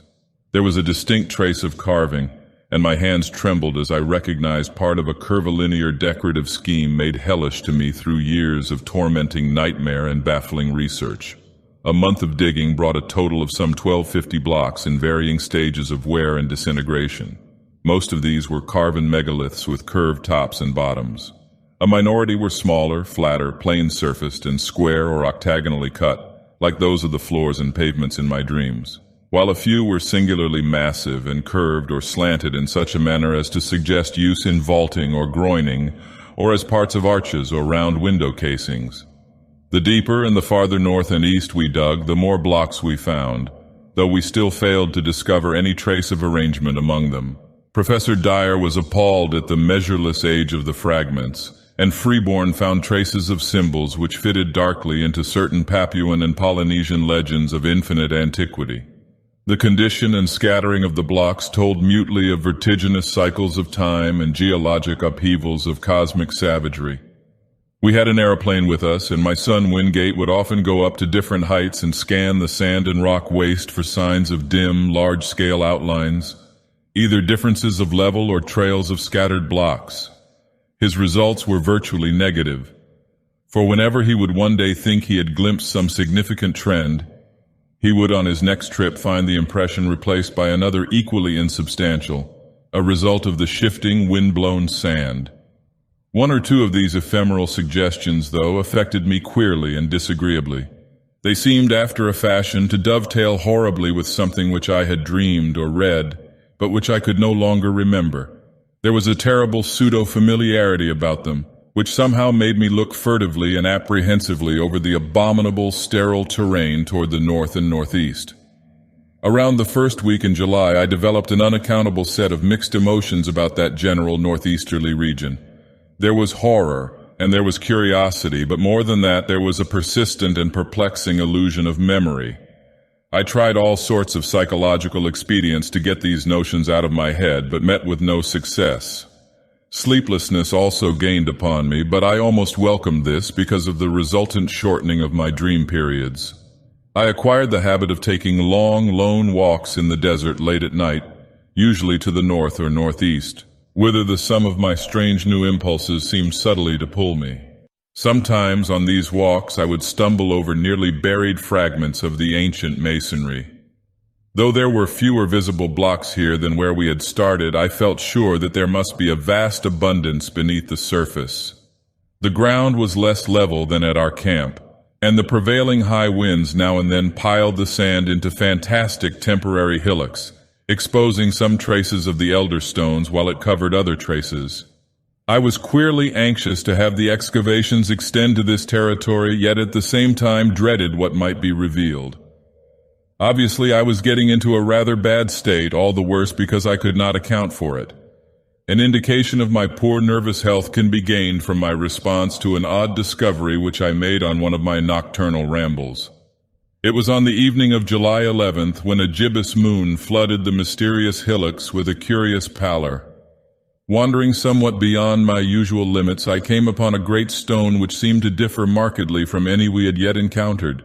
It was almost wholly covered, but I stooped and cleared away the sand with my hands, later studying the object carefully and supplementing the moonlight with my electric torch. Unlike the other very large rocks, this one was perfectly square-cut with no convex or concave surface. It seemed, too, to be of a dark basaltic substance wholly dissimilar to the granite and sandstone and occasional concrete of the now familiar fragments. Suddenly I rose, turned, and ran for the camp at top speed. It was a wholly unconscious and irrational flight, and only when I was close to my tent did I fully realize why I had run. Then it came to me. The queer dark stone was something which I had dreamed and read about, and which was linked with the uttermost horrors of the eon-old legendary.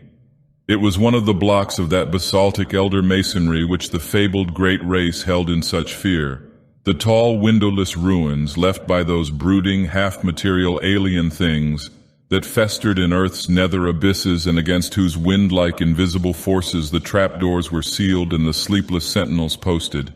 I remained awake all that night, but by dawn realized how silly I had been to let the shadow of a myth upset me. Instead of being frightened, I should have had a discoverer's enthusiasm.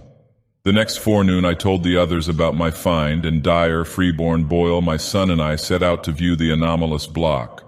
Failure, however, confronted us. I had formed no clear idea of the stone's location, and a late wind had wholly altered the hillocks of shifting sand. I come now to the crucial and most difficult part of my narrative, all the more difficult because I cannot be quite certain of its reality. At times I feel uncomfortably sure that I was not dreaming or deluded, and it is this feeling, in view of the stupendous implications which the objective truth of my experience would raise, which impels me to make this record. My son, a trained psychologist with the fullest and most sympathetic knowledge of my whole case, shall be the primary judge of what I have to tell. First, let me outline the externals of the matter as those at the camp know them. On the night of July 17th, 18th, after a windy day, I retired early but could not sleep. Rising shortly before 11 and afflicted as usual with that strange feeling regarding the northeastward terrain, I set out on one of my typical nocturnal walks, seeing and greeting only one person, an Australian miner named Tupper, as I left our precincts. The moon, slightly past full, shone from a clear sky and drenched the ancient sands with a white, leprous radiance which seemed to me somehow infinitely evil. There was no longer any wind, nor did any return for nearly 5 hours, as amply attested by Tupper and others who did not sleep through the night. The Australian lass saw me walking rapidly across the pallid, secret-guarding hillocks toward the northeast. About 3:30 a.m. a violent wind blew up, waking everyone in camp and felling 3 of the tents. The sky was unclouded and the desert still blazed with that leprous moonlight. As the party saw to the tents, my absence was noted, but in view of my previous walks, this circumstance gave no one alarm. And yet as many as 3 men, all Australians, seemed to feel something sinister in the air. Mackenzie explained to Profron Freeborn that this was a fear picked up from blackfellow folklore, the natives having woven a curious fabric of malignant myth about the high winds which at long intervals sweep across the sands under a clear sky. Such winds, it is whispered, blow out of the great stone huts under the ground where terrible things have happened and are never felt except near places where the big marked stones are scattered. Close to 4, the gale subsided as suddenly as it had begun, leaving the sandhills in new and unfamiliar shapes. It was just past 5, with the bloated fungoid moon sinking in the west, when I staggered into camp, hatless, tattered, features scratched and ensanguined, and without my electric torch. Most of the men had returned to bed, but Profron Dyer was smoking a pipe in front of his tent. Seeing my winded and almost frenzied state, he called Dr. Boyle, and the 2 of them got me on my cot and made me comfortable. My son, roused by the stir, soon joined them, and they all tried to force me to lie still and attempt sleep. But there was no sleep for me. My psychological state was very extraordinary, different from anything I had previously suffered. After a time, I insisted upon talking, nervously and elaborately explaining my condition. I told them I had become fatigued and had lain down in the sand for a nap. There had, I said, been dreams even more frightful than usual, and when I was awaked by the sudden high wind, my overwrought nerves had snapped. I had fled in panic, frequently falling over half-buried stones and thus gaining my tattered and bedraggled aspect. I must have slept long, hence the hours of my absence. Of anything strange either seen or experienced, I hinted absolutely nothing, exercising the greatest self-control in that respect. But I spoke of a change of mind regarding the whole work of the expedition and earnestly urged a halt in all digging toward the northeast. My reasoning was patently weak, for I mentioned a dearth of blocks, a wish not to offend the superstitious miners, a possible shortage of funds from the college, and other things either untrue or irrelevant. Naturally, no one paid the least attention to my new wishes, not even my son, whose concern for my health was very obvious. The next day I was up and around the camp, but took no part in the excavations. Seeing that I could not stop the work, I decided to return home as soon as possible for the sake of my nerves, and made my son promise to fly me in the plane to Perth, 1,000 miles to the southwest, as soon as he had surveyed the region I wished let alone. If, I reflected, the thing I had seen was still visible, I might decide to attempt a specific warning even at the cost of ridicule. It was just conceivable that the miners who knew the local folklore might back me up. Humoring me, my son made the survey that very afternoon, flying over all the terrain my walk could possibly have covered. Yet nothing of what I had found remained in sight. It was the case of the anomalous basalt block all over again. The shifting sand had wiped out every trace. For an instant I half regretted having lost a certain awesome object in my stark fright. But now I know that the loss was merciful. I can still believe my whole experience an illusion, especially if, as I devoutly hope, that hellish abyss is never found. Wingate took me to Perth July 20th, though declining to abandon the expedition and return home. He stayed with me until the 25th, when the steamer for Liverpool sailed. Now in the cabin of the Empress, I am pondering long and frantically on the entire matter and have decided that my son at least must be informed. It shall rest with him whether to diffuse the matter more widely. In order to meet any eventuality, I've prepared this summary of my background, as already known in a scattered way to others, and will now tell as briefly as possible what seemed to happen during my absence from the camp that hideous night. Nerves on edge and whipped into a kind of perverse eagerness by that inexplicable, dread-mingled pseudo-mnemonic urge toward the northeast, I plodded on beneath the evil, burning moon. Here and there I saw, half shrouded by the sand, those primal cyclopean blocks left from nameless and forgotten eons. The incalculable age and brooding horror of this monstrous waste began to oppress me as never before, and I could not keep from thinking of my maddening dreams, of the frightful legends which lay behind them, and of the present fears of natives and miners concerning the desert and its carven stones. And yet I plodded on as if to some eldritch rendezvous, more and more assailed by bewildering fancies, compulsions, and pseudo-memories. I thought of some of the possible contours of the lines of stones as seen by my son from the air, and wondered why they seemed at once so ominous and so familiar. Something was fumbling and rattling at the latch of my recollection while another unknown force sought to keep the portal barred. The night was windless, and the pallid sand curved upward and downward like frozen waves of the sea. I had no goal, but somehow plowed along as if with fate-bound assurance. My dreams welled up into the waking world so that each sand-embedded megalith seemed part of endless rooms and corridors of pre-human masonry, carved and hieroglyphed with symbols that I knew too well from years of custom as a captive mind of the great race. At moments I fancied I saw those omniscient conical horrors moving about at their accustomed tasks, and I feared to look down lest I find myself one with them in aspect. Yet all the while I saw the sand-covered blocks as well as the rooms and corridors, the evil burning moon as well as the lamps of luminous crystal, the endless desert as well as the waving ferns and cycads beyond the windows. I was awake and dreaming at the same time. I do not know how long or how far, or indeed in just what direction, I had walked when I first spied the heap of blocks bared by the day's wind. It was the largest group in one place that I had so far seen, and so sharply did it impress me that the visions of fabulous eons faded suddenly away. Again there were only the desert and the evil moon and the shards of an unguessed past.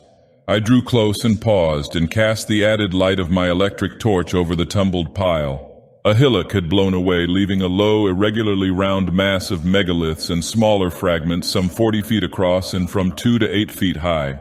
From the very outset I realized that there was some utterly unprecedented quality about these stones.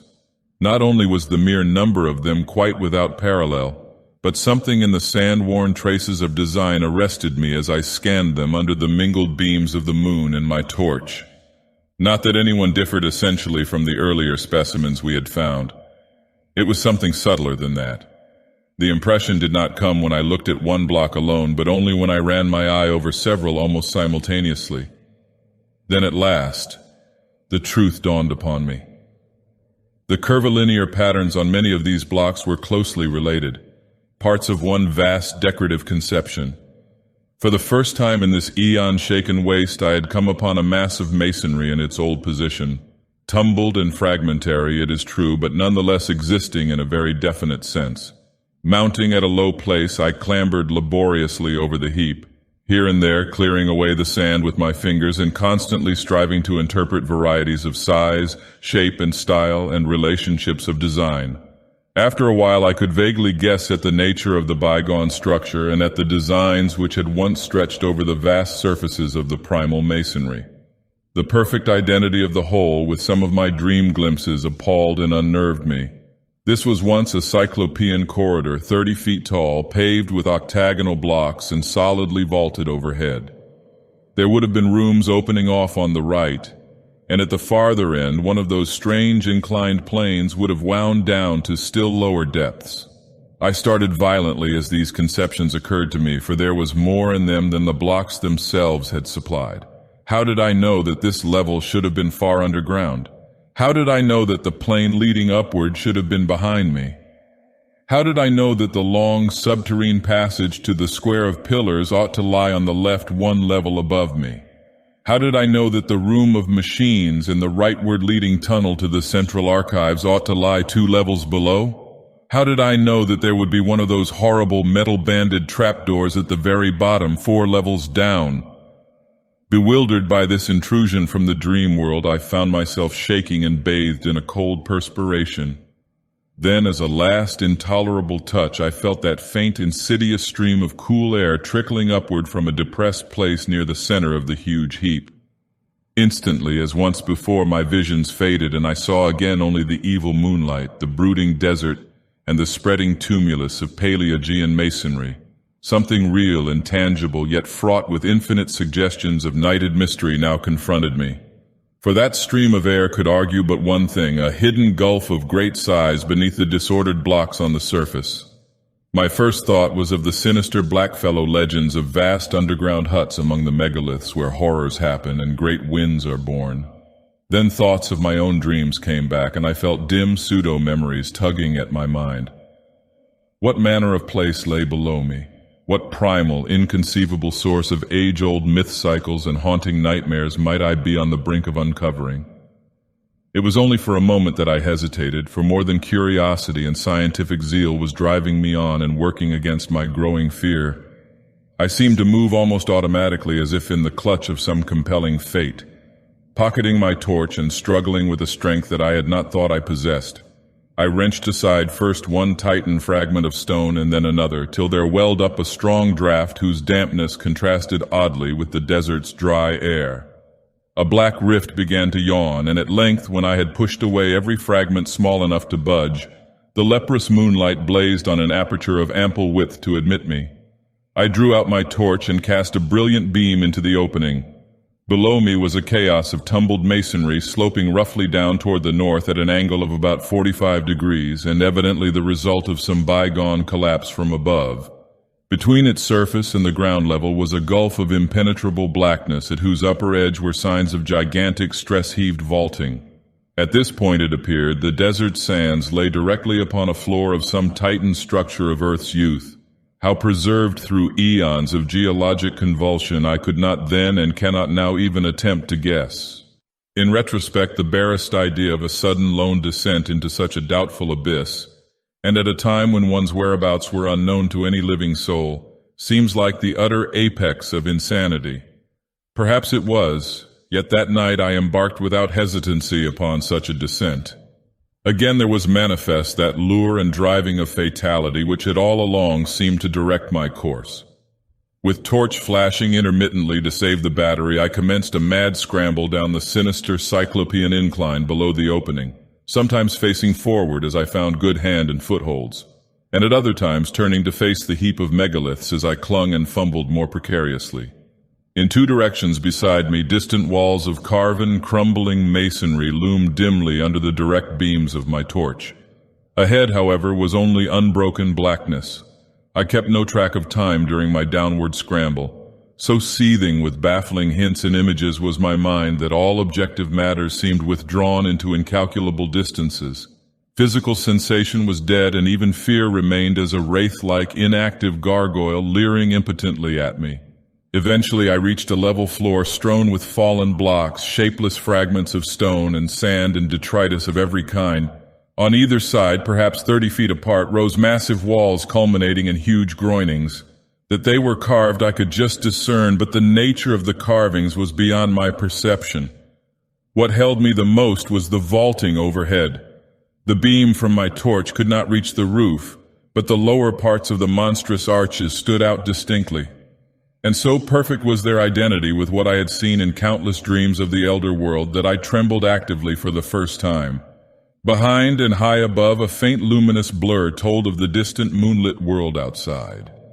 Some vague shred of caution warned me that I should not let it out of my sight, lest I have no guide for my return. I now advanced toward the wall on my left, where the traces of carving were plainest.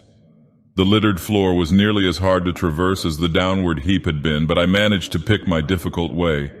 At one place I heaved aside some blocks and kicked away the detritus to see what the pavement was like, and shuddered at the utter fateful familiarity of the great octagonal stones, whose buckled surface still held roughly together. Reaching a convenient distance from the wall, I cast the torchlight slowly and carefully over its worn remnants of carving. Some bygone influx of water seemed to have acted on the sandstone surface, while there were curious incrustations which I could not explain. In places the masonry was very loose and distorted, and I wondered how many eons more this primal, hidden edifice could keep its remaining traces of form amidst Earth's heavings. But it was the carvings themselves that excited me most. Despite their time-crumbled state, they were relatively easy to trace at close range, and the complete, intimate familiarity of every detail almost stunned my imagination. That the major attributes of this hoary masonry should be familiar was not beyond normal credibility. Powerfully impressing the weavers of certain myths, they had become embodied in a stream of cryptic lore which, somehow coming to my notice during the amnesic period, had evoked vivid images in my subconscious mind. But how could I explain the exact and minute fashion in which each line and spiral of these strange designs tallied with what I had dreamt for more than a score of years? What obscure, forgotten iconography could have reproduced each subtle shading and nuance which so persistently, exactly, and unvaryingly besieged my sleeping vision night after night? For this was no chance or remote resemblance. Definitely and absolutely, the millennially ancient eon-hidden corridor in which I stood was the original of something I knew in sleep as intimately as I knew my own house in Crane Street, Arkham. True, my dreams showed the place in its undecayed prime, but the identity was no less real on that account. I was wholly and horribly oriented. The particular structure I was in was known to me. Known, too, was its place in that terrible elder city of dreams. That I could visit unerringly any point in that structure or in that city which had escaped the changes and devastations of uncounted ages I realized with hideous and instinctive certainty. What in God's name could all this mean? How had I come to know what I knew?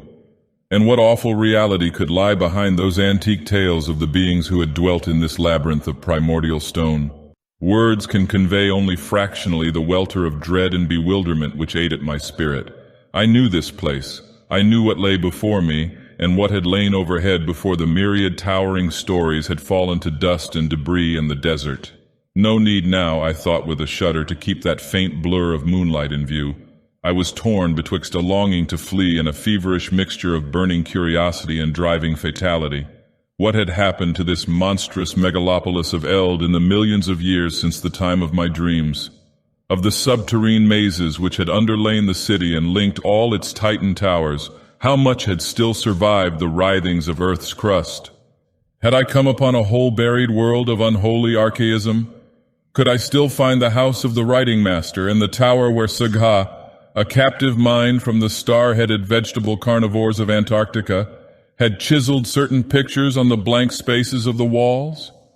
Would the passage at the second level down to the hall of the alien minds be still unchoked and traversable? In that hall, the captive mind of an incredible entity, a half-plastic denizen of the hollow interior of an unknown trans-Plutonian planet 18 million years in the future, had kept a certain thing which it had modeled from clay. I shut my eyes and put my hand to my head in a vain, pitiful effort to drive these insane dream fragments from my consciousness.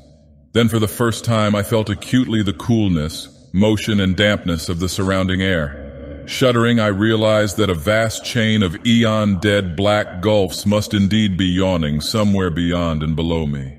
I thought of the frightful chambers and corridors and inclines as I recalled them from my dreams. Would the way to the central archive still be open? Again that driving fatality tugged insistently at my brain as I recalled the awesome records that once lay cased in those rectangular vaults of rustless metal. There, said the dreams and legends, had reposed the whole history, past and future, of the cosmic space-time continuum, written by captive minds from every orb and every age in the solar system. Madness, of course. But had I not now stumbled into a nighted world as mad as I? I thought of the locked metal shelves, and of the curious knob twistings needed to open each one. My own came vividly into my consciousness. How often had I gone through that intricate routine of varied turns and pressures in the terrestrial vertebrate section on the lowest level? Every detail was fresh and familiar. If there were such a vault as I had dreamed of, I could open it in a moment. It was then that madness took me utterly. An instant later, and I was leaping and stumbling over the rocky debris toward the well-remembered incline to the depths below. From that point forward, my impressions are scarcely to be relied on. Indeed, I still possess a final, desperate hope that they all form parts of some demoniac dream. or illusion born of delirium. A fever raged in my brain, and everything came to me through a kind of haze, sometimes only intermittently. The rays of my torch shot feebly into the engulfing blackness, bringing phantasmal flashes of hideously familiar walls and carvings, all blighted with the decay of ages. In one place, a tremendous mass of vaulting had fallen, so that I had to clamber over a mighty mound of stones reaching almost to the ragged, grotesquely stalactited roof. It was all the ultimate apex of nightmare, made worse by the blasphemous tug of pseudo-memory. One thing only was unfamiliar, and that was my own size in relation to the monstrous masonry. I felt oppressed by a sense of unwanted smallness, as if the sight of these towering walls from a mere human body was something wholly new and abnormal. Again and again I looked nervously down at myself, vaguely disturbed by the human form I possessed. Onward through the blackness of the abyss I leaped, plunged, and staggered, often falling and bruising myself, and once nearly shattering my torch. Every stone and corner of that demoniac gulf was known to me, and at many points I stopped to cast beams of light through choked and crumbling yet familiar archways. Some rooms had totally collapsed, others were bare or debris-filled. In a few I saw masses of metal, some fairly intact, some broken, and some crushed or battered, which I recognized as the colossal pedestals or tables of my dreams. What they could in truth have been, I dared not guess. I found the downward incline and began its descent, though after a time halted by a gaping, ragged chasm whose narrowest point could not be much less than 4 feet across. Here the stonework had fallen through, revealing incalculable, inky depths beneath. I knew there were 2 more cellar levels in this Titan edifice and trembled with fresh panic as I recalled the metal clamped trapdoor on the lowest one. There could be no guards now, for what had lurked beneath had long since done its hideous work and sunk into its long decline. By the time of the post-human beetle race it would be quite dead, and yet as I thought of the native legends I trembled anew. It cost me a terrible effort to vault that yawning chasm, since the littered floor prevented a running start, but madness drove me on. I chose a place close to the left-hand wall where the rift was least wide and the landing spot reasonably clear of dangerous debris, and after one frantic moment reached the other side in safety. At last gaining the lower level, I stumbled on past the archway of the room of machines, within which were fantastic ruins of metal half buried beneath fallen vaulting. Everything was where I knew it would be, and I climbed confidently over the heaps which barred the entrance of a vast transverse corridor. This, I realized, would take me under the city to the central archives. Endless ages seemed to unroll as I stumbled, leaped, and crawled along that debris-cluttered corridor. Now and then I could make out carvings on the age-stained walls, some familiar, others seemingly added since the period of my dreams. Since this was a subterranean house-connecting highway, there were no archways save when the route led through the lower levels of various buildings. At some of these intersections, I turned aside long enough to look down well-remembered corridors and into well-remembered rooms.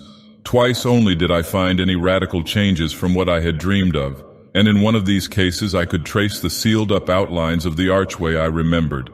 I shook violently and felt a curious surge of retarding weakness as I steered a hurried and reluctant course through the crypt of one of those great windowless ruined towers, whose alien basalt masonry bespoke a whispered and horrible origin. This primal vault was round and fully 200 feet across, with nothing carved upon the dark-hued stonework. The floor was here free from anything save dust and sand, and I could see the apertures leading upward and downward. There were no stairs or inclines. Indeed, my dreams had pictured those elder towers as wholly untouched by the fabulous great race. Those who had built them had not needed stairs or inclines. In the dreams, the downward aperture had been tightly sealed and nervously guarded. Now it lay open, black and yawning, and giving forth a current of cool, damp air. Of what limitless caverns of eternal night might brood below, I would not permit myself to think. Later, clawing my way along a badly heaped section of the corridor, I reached a place where the roof had wholly caved in. The debris rose like a mountain, and I climbed up over it, passing through a vast empty space where my torchlight could reveal neither walls nor vaulting. This, I reflected, must be the cellar of the House of the Metal Purveyors, fronting on the third square not far from the archives. What had happened to it I could not conjecture. I found the corridor again beyond the mountain of detritus and stones, but after a short distance encountered a wholly choked place where the fallen vaulting almost touched the perilously sagging ceiling. How I managed to wrench and tear aside enough blocks to afford a passage, and how I dared disturb the tightly packed fragments when the least shift of equilibrium might have brought down all the tons of superincumbent masonry to crush me to nothingness, I do not know. It was sheer madness that impelled and guided me, if indeed my whole underground adventure was not, as I hope, a hellish delusion or phase of dreaming. But I did make, or dream that I made, a passage that I could squirm through. As I wriggled over the mound of debris, my torch switched continuously on, thrust deeply within my mouth. I felt myself torn by the fantastic stalactites of the jagged floor above me. I was now close to the great underground archival structure which seemed to form my goal.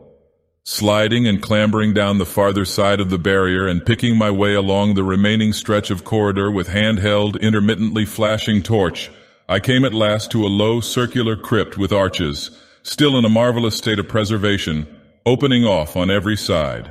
The walls, or such parts of them as lay within reach of my torchlight, were densely hieroglyphed and chiseled with typical curvilinear symbols, some added since the period of my dreams. This, I realized, was my fated destination, and I turned at once through a familiar archway on my left. That I could find a clear passage up and down the incline to all the surviving levels, I had oddly little doubt. This vast, earth-protected pile housing the annals of all the solar system had been built with supernal skill and strength to last as long as that system itself. Blocks of stupendous size, poised with mathematical genius and bound with cements of incredible toughness, had combined to form a mass as firm as the planet's rocky core. Here, after ages more prodigious than I could sanely grasp, its buried bulk stood in all its essential contours, the vast, dust-drifted floors scarce sprinkled with the litter elsewhere so dominant. The relatively easy walking from this point onward went curiously to my head. All the frantic eagerness hitherto frustrated by obstacles now took itself out in a kind of febrile speed, and I literally raced along the low-roofed, monstrously well-remembered aisles beyond the archway. I was past being astonished by the familiarity of what I saw. On every hand the great hieroglyphed metal shelf doors loomed monstrously, some yet in place, others sprung open, and still others bent and buckled under bygone geological stresses not quite strong enough to shatter the Titan masonry. Here and there a dust-covered heap below a gaping empty shelf seemed to indicate where cases had been shaken down by earth tremors. On occasional pillars were great symbols or letters proclaiming classes and subclasses of volumes. Once I paused before an open vault where I saw some of the accustomed metal cases still in position amidst the omnipresent gritty dust. Reaching up, I dislodged one of the thinner specimens with some difficulty and rested it on the floor for inspection. It was titled in the prevailing curvilinear hieroglyphs, though something in the arrangement of the characters seemed subtly unusual. The odd mechanism of the hooked fastener was perfectly well known to me, and I snapped up the still rustless and workable lid and drew out the book within. The latter, as expected, was some 20 by 15 inches in area and 2 inches thick, the thin metal covers opening at the top. Its tough cellulose pages seemed unaffected by the myriad cycles of time they had lived through, and I studied the queerly pigmented, brush-drawn letters of the text, symbols utterly unlike either the usual curved hieroglyphs or any alphabet known to human scholarship, with a haunting, half-aroused memory. It came to me that this was the language used by a captive mind I had known slightly in my dreams. A mind from a large asteroid on which had survived much of the archaic life and lore of the primal planet, whereof it formed a fragment. At the same time, I recalled that this level of the archives was devoted to volumes dealing with the non-terrestrial planets. As I ceased poring over this incredible document, I saw that the light of my torch was beginning to fail, hence quickly inserted the extra battery I always had with me. Then, armed with the stronger radiance, I resumed my feverish racing through unending tangles of aisles and corridors, recognizing now and then some familiar shelf and vaguely annoyed by the acoustic conditions which made my footfalls echo incongruously in these catacombs of eon-long death and silence. The very prints of my shoes behind me in the millennially untrodden dust made me shudder. Never before, if my mad dreams held anything of truth, had human feet pressed upon those immemorial pavements. Of the particular goal of my insane racing, my conscious mind held no hint. There was, however, some force of evil potency pulling at my dazed will and buried recollections, so that I vaguely felt I was not running at random. I came to a downward incline and followed it to profounder depths. Floors flashed by me as I raced, but I did not pause to explore them. In my whirling brain there had begun to beat a certain rhythm which set my right hand twitching in unison. I wanted to unlock something and felt that I knew all the intricate twists and pressures needed to do it. It would be like a modern safe with a combination lock. Dream or not, I had once known and still knew. How any dream or scrap of unconsciously absorbed legend could have taught me a detail so minute, so intricate, and so complex, I did not attempt to explain to myself. I was beyond all coherent thought. For was not this whole experience, this shocking familiarity with a set of unknown ruins, and this monstrously exact identity of everything before me with what only dreams and scraps of myth could have suggested, a horror beyond all reason? Probably it was my basic conviction then, as it is now during my saner moments, that I was not awake at all, and that the entire buried city was a fragment of febrile hallucination. Eventually I reached the lowest level and struck off to the right of the incline. For some shadowy reason I tried to soften my steps, even though I lost speed thereby. There was a space I was afraid to cross on this last deeply buried floor, and as I drew near it I recalled what thing in that space I feared. It was merely one of the metal-barred and closely guarded trapdoors. There would be no guards now, and on that account I trembled and tiptoed as I had done in passing through that black basalt vault where a similar trapdoor had yawned. I felt a current of cool, damp air, as I had felt there, and wished that my course led in another direction. Why I had to take the particular course I was taking, I did not know. When I came to the space, I saw that the trapdoor yawned widely open. Ahead the shelves began again, and I glimpsed on the floor before one of them a heap very thinly covered with dust, where a number of cases had recently fallen. At the same moment a fresh wave of panic clutched me, though for some time I could not discover why. Heaps of fallen cases were not uncommon, for all through the eons this lightless labyrinth had been racked by the heavings of earth, and had echoed at intervals to the deafening clatter of toppling objects. It was only when I was nearly across the space that I realized why I shook so violently. Not the heap, but something about the dust of the level floor was troubling me. In the light of my torch it seemed as if that dust were not as even as it ought to be. There were places where it looked thinner, as if it had been disturbed not many months before. I could not be sure, for even the apparently thinner places were dusty enough, yet a certain suspicion of regularity in the fancied unevenness was highly disquieting. When I brought the torchlight close to one of the queer places, I did not like what I saw, for the illusion of regularity became very great. It was as if there were regular lines of composite impressions that went in threes, each slightly over a foot square, and consisting of 5 nearly circular 3-inch prints, one in advance of the other 4. These possible lines of foot-square impressions appeared to lead in 2 directions, as if something had gone somewhere and returned. They were of course very faint, and may have been illusions or accidents, but there was an element of dim, fumbling terror about the way I thought they ran. For at one end of them was the heap of cases which must have clattered down not long before, while at the other end was the ominous trapdoor with the cool, damp wind yawning unguarded down to abysses past imagination. That my strange sense of compulsion was deep and overwhelming is shown by its conquest of my fear. No rational motive could have drawn me on after that hideous suspicion of prints and the creeping dream memories it excited. Yet my right hand, even as it shook with fright, still twitched rhythmically in its eagerness to turn a lock it hoped to find.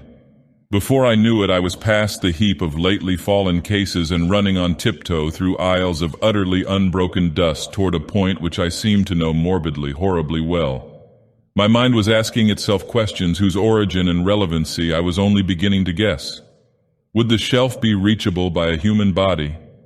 Could my human hand master all the eon-remembered motions of the lock? Would the lock be undamaged and workable? And what would I do, what dare I do, with what, as I now commenced to realize, I both hoped and feared to find? Would it prove the awesome, brain-shattering truth of something past normal conception, or show only that I was dreaming? The next I knew, I had ceased my tiptoe racing and was standing still, staring at a row of maddeningly familiar hieroglyphed shelves. They were in a state of almost perfect preservation, and only 3 of the doors in this vicinity had sprung open. My feelings toward these shelves cannot be described, so utter and insistent was the sense of old acquaintance. I was looking high up at a row near the top and wholly out of my reach, and wondering how I could climb to best advantage. An open door 4 rows from the bottom would help, and the locks of the closed doors formed possible holds for hands and feet. I would grip the torch between my teeth as I had in other places where both hands were needed. Above all, I must make no noise. How to get down what I wished to remove would be difficult, but I could probably hook its movable fastener in my coat collar and carry it like a knapsack. Again, I wondered whether the lock would be undamaged. That I could repeat each familiar motion I had not the least doubt. But I hoped the thing would not scrape or creak, and that my hand could work it properly. Even as I thought these things, I had taken the torch in my mouth and begun to climb. The projecting locks were poor supports, but as I had expected, the open shelf helped greatly. I used both the difficultly swinging door and the edge of the aperture itself in my ascent, and managed to avoid any loud creaking. Balanced on the upper edge of the door and leaning far to my right, I could just reach the lock I sought. My fingers, half numb from climbing, were very clumsy at first, but I soon saw that they were anatomically adequate, and the memory rhythm was strong in them. Out of unknown gulfs of time, the intricate secret motions had somehow reached my brain correctly in every detail, for after less than 5 minutes of trying, there came a click whose familiarity was all the more startling because I had not consciously anticipated it. In another instant, the metal door was slowly swinging open with only the faintest grating sound. Dazedly, I looked over the row of grayish case ends thus exposed, and felt a tremendous surge of some wholly inexplicable emotion. Just within reach of my right hand was a case whose curving hieroglyphs made me shake with a pang infinitely more complex than one of mere fright. Still shaking, I managed to dislodge it amidst a shower of gritty flakes and ease it over toward myself without any violent noise. Like the other case I had handled, it was slightly more than 20 by 15 inches in size, with curved mathematical designs in low relief. In thickness, it just exceeded 3 inches. Crudely wedging it between myself and the surface I was climbing, I fumbled with the fastener and finally got the hook free. Lifting the cover, I shifted the heavy object to my back and let the hook catch hold of my collar. Hands now free, I awkwardly clambered down to the dusty floor and prepared to inspect my prize. Kneeling in the gritty dust, I swung the case around and rested it in front of me. My hands shook, and I dreaded to draw out the book within almost as much as I longed and felt compelled to do so. It had very gradually become clear to me what I ought to find, and this realization nearly paralyzed my faculties. If the thing were there, and if I were not dreaming, the implications would be quite beyond the power of the human spirit to bear. What tormented me most was my momentary inability to feel that my surroundings were a dream. The sense of reality was hideous, and again becomes so as I recall the scene. At length I tremblingly pulled the book from its container and stared fascinatedly at the well-known hieroglyphs on the cover. It seemed to be in prime condition, and the curvilinear letters of the title held me in almost as hypnotized a state as if I could read them. Indeed, I cannot swear that I did not actually read them in some transient and terrible access of abnormal memory. I do not know how long it was before I dared to lift that thin metal cover. I temporized and made excuses to myself. I took the torch from my mouth and shut it off to save the battery. Then in the dark, I screwed up my courage, finally lifting the cover without turning on the light. Last of all, I did indeed flash the torch upon the exposed page, steeling myself in advance to suppress any sound no matter what I should find. I looked for an instant, then almost collapsed. Clenching my teeth, however, I kept silence. I sank wholly to the floor and put a hand to my forehead amidst the engulfing blackness. What I dreaded and expected was there. Either I was dreaming or time and space had become a mockery. I must be dreaming. But I would test the horror by carrying this thing back and showing it to my son if it were indeed a reality. My head swam frightfully, even though there were no visible objects in the unbroken gloom to swirl around me. Ideas and images of the starkest terror, excited by vistas which my glimpse had opened up, began to throng in upon me and cloud my senses. I thought of those possible prints in the dust and trembled at the sound of my own breathing as I did so. Once again I flashed on the light and looked at the page as a serpent's victim may look at his destroyer's eyes and fangs. Then with clumsy fingers in the dark I closed the book, put it in its container and snapped the lid in the curious hooked fastener. This was what I must carry back to the outer world if it truly existed, if the whole abyss truly existed, if I and the world itself truly existed. Just when I tottered to my feet and commenced my return, I cannot be certain. It comes to me oddly as a measure of my sense of separation from the normal world that I did not even once look at my watch during those hideous hours underground. Torch in hand, and with the ominous case under one arm, I eventually found myself tiptoeing in a kind of silent panic past the draft-giving abyss and those lurking suggestions of prints. I lessened my precautions as I climbed up the endless inclines, but could not shake off a shadow of apprehension which I had not felt on the downward journey. I dreaded having to repass through that black basalt crypt that was older than the city itself, where cold draughts welled up from unguarded depths. I thought of that which the great race had feared, and of what might still be lurking, be it ever so weak and dying down there. I thought of those possible 5-circle prints and of what my dreams had told me of such prints, and of strange winds and whistling noises associated with them. And I thought of the tales of the modern blacks, wherein the horror of great winds and nameless subterrane ruins was dwelt upon. I knew from a carven wall symbol the right floor to enter, and came at last, after passing that other book I had examined, to the great circular space with the branching archways. On my right, and at once recognizable, was the arch through which I had arrived.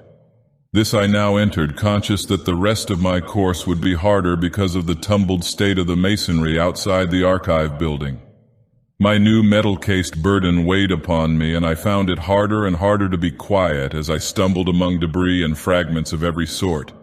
Then I came to the ceiling-high mound of debris through which I had wrenched a scanty passage.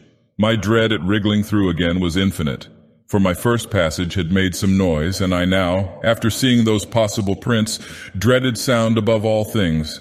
The case, too, doubled the problem of traversing the narrow crevice, but I clambered up the barrier as best I could and pushed the case through the aperture ahead of me. Then, torch in mouth, I scrambled through myself, my back torn as before by stalactites.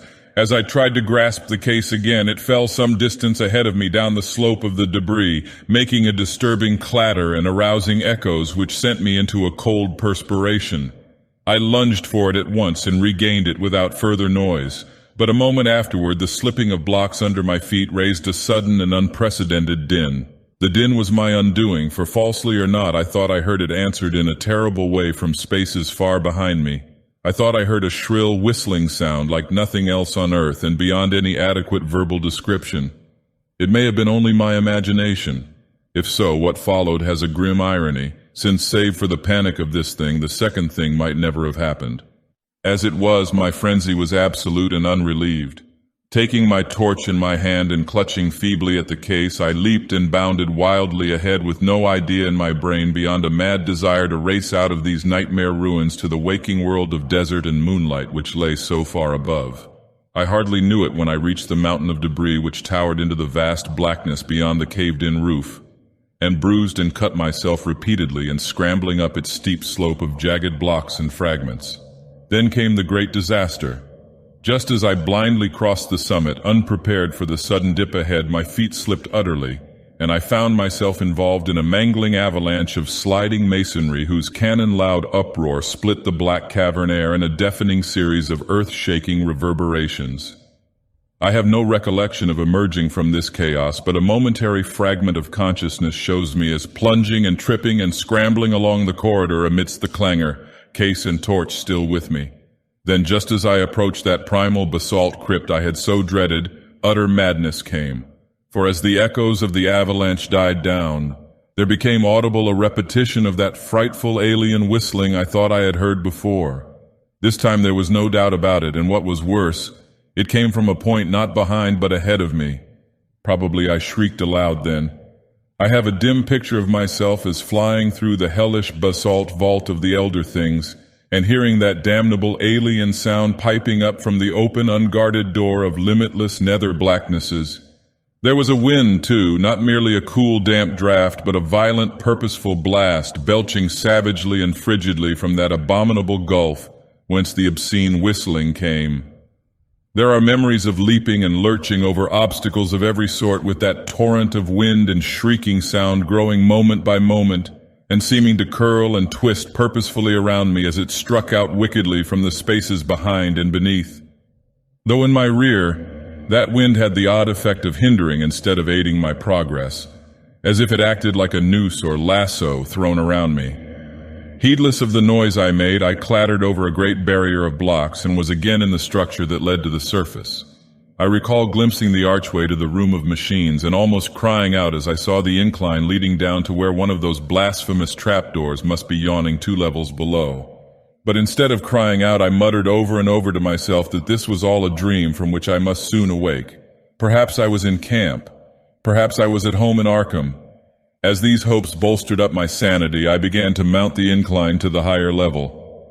I knew, of course, that I had the 4-foot cleft to recross, yet was too racked by other fears to realize the full horror until I came almost upon it.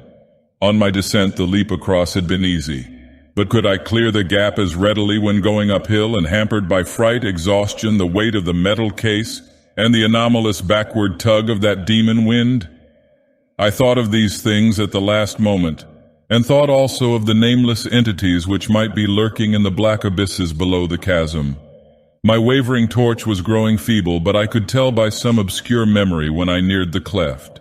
The chill blasts of wind and the nauseous whistling shrieks behind me were for the moment like a merciful opiate, dulling my imagination to the horror of the yawning gulf ahead. And then I became aware of the added blasts and whistling in front of me. Tides of abomination surging up through the cleft itself from depths unimagined and unimaginable. Now indeed the essence of pure nightmare was upon me. Sanity departed, and ignoring everything except the animal impulse of flight, I merely struggled and plunged upward over the incline's debris as if no gulf had existed.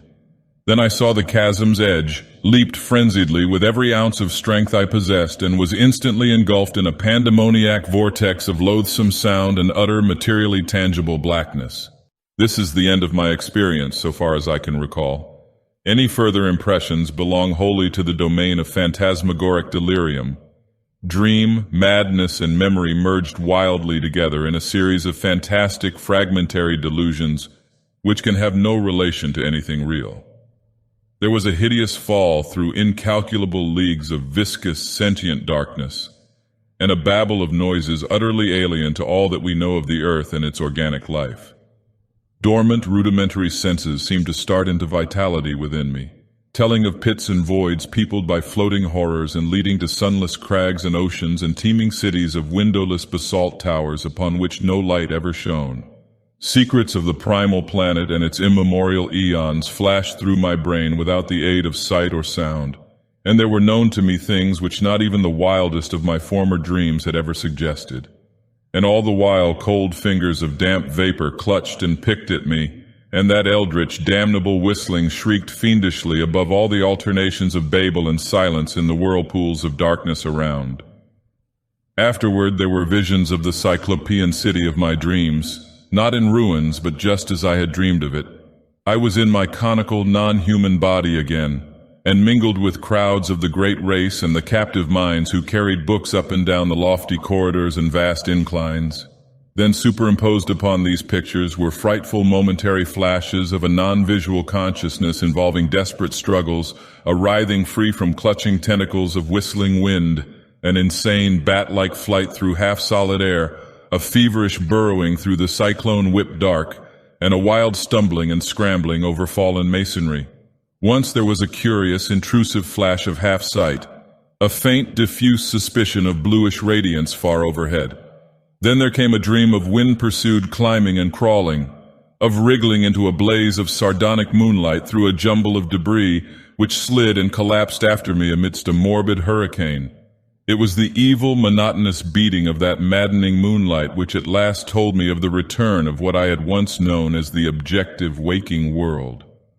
I was clawing prone through the sands of the Australian desert, and around me shrieked such a tumult of wind as I had never before known on our planet's surface. My clothing was in rags, and my whole body was a mass of bruises and scratches. Full consciousness returned very slowly, and at no time could I tell just where true memory left off and delirious dream began. There had seemed to be a mound of Titan blocks, an abyss beneath it, a monstrous revelation from the past, and a nightmare horror at the end. But how much of this was real? My flashlight was gone, and likewise any metal case I may have discovered. Had there been such a case? Or any abyss? Or any mound? Raising my head, I looked behind me and saw only the sterile, undulant sands of the waste. The demon wind died down, and the bloated fungoid moon sank reddeningly in the west. I lurched to my feet and began to stagger southwestward toward the camp. What in truth had happened to me? Had I merely collapsed in the desert and dragged a dream-racked body over miles of sand and buried blocks? If not, how could I bear to live any longer? For in this new doubt, all my faith in the myth-born unreality of my visions dissolved once more into the hellish older doubting. If that abyss was real, then the great race was real, and its blasphemous reachings and seizures in the cosmos-wide vortex of time were no myths or nightmares, but a terrible, soul-shattering actuality. Had I, in full hideous fact, been drawn back to a pre-human world of 150 million years ago in those dark, baffling days of the amnesia? Had my present body been the vehicle of a frightful alien consciousness from Paleogean gulfs of time?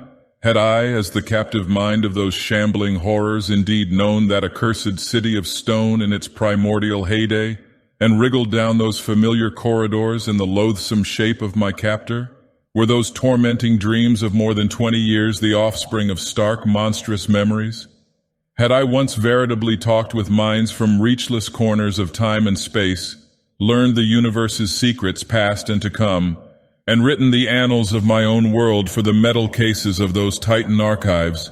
And were those others, those shocking elder things of the mad winds and demon pipings, in truth a lingering, lurking menace, waiting and slowly weakening in black abysses while varied shapes of life drag out their multimillennial courses on the planet's age-racked surface?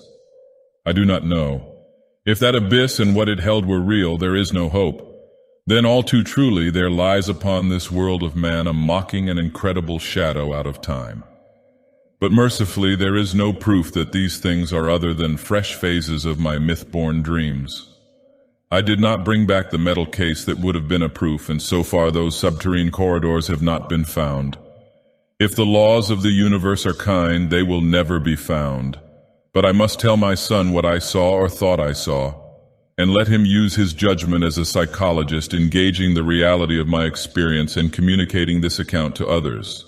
I have said that the awful truth behind my tortured years of dreaming hinges absolutely upon the actuality of what I thought I saw in those cyclopean buried ruins. It has been hard for me literally to set down the crucial revelation, though no reader can have failed to guess it. Of course it lay in that book within the metal case, the case which I pried out of its forgotten lair amidst the undisturbed dust of 1,000,000 centuries. No eye had seen, no hand had touched that book since the advent of man to this planet. And yet when I flashed my torch upon it in that frightful megalithic abyss, I saw that the queerly pigmented letters on the brittle, eon-browned cellulose pages were not indeed any nameless hieroglyphs of Earth's youth. They were instead the letters of our familiar alphabet, spelling out the words of the English language in my own handwriting.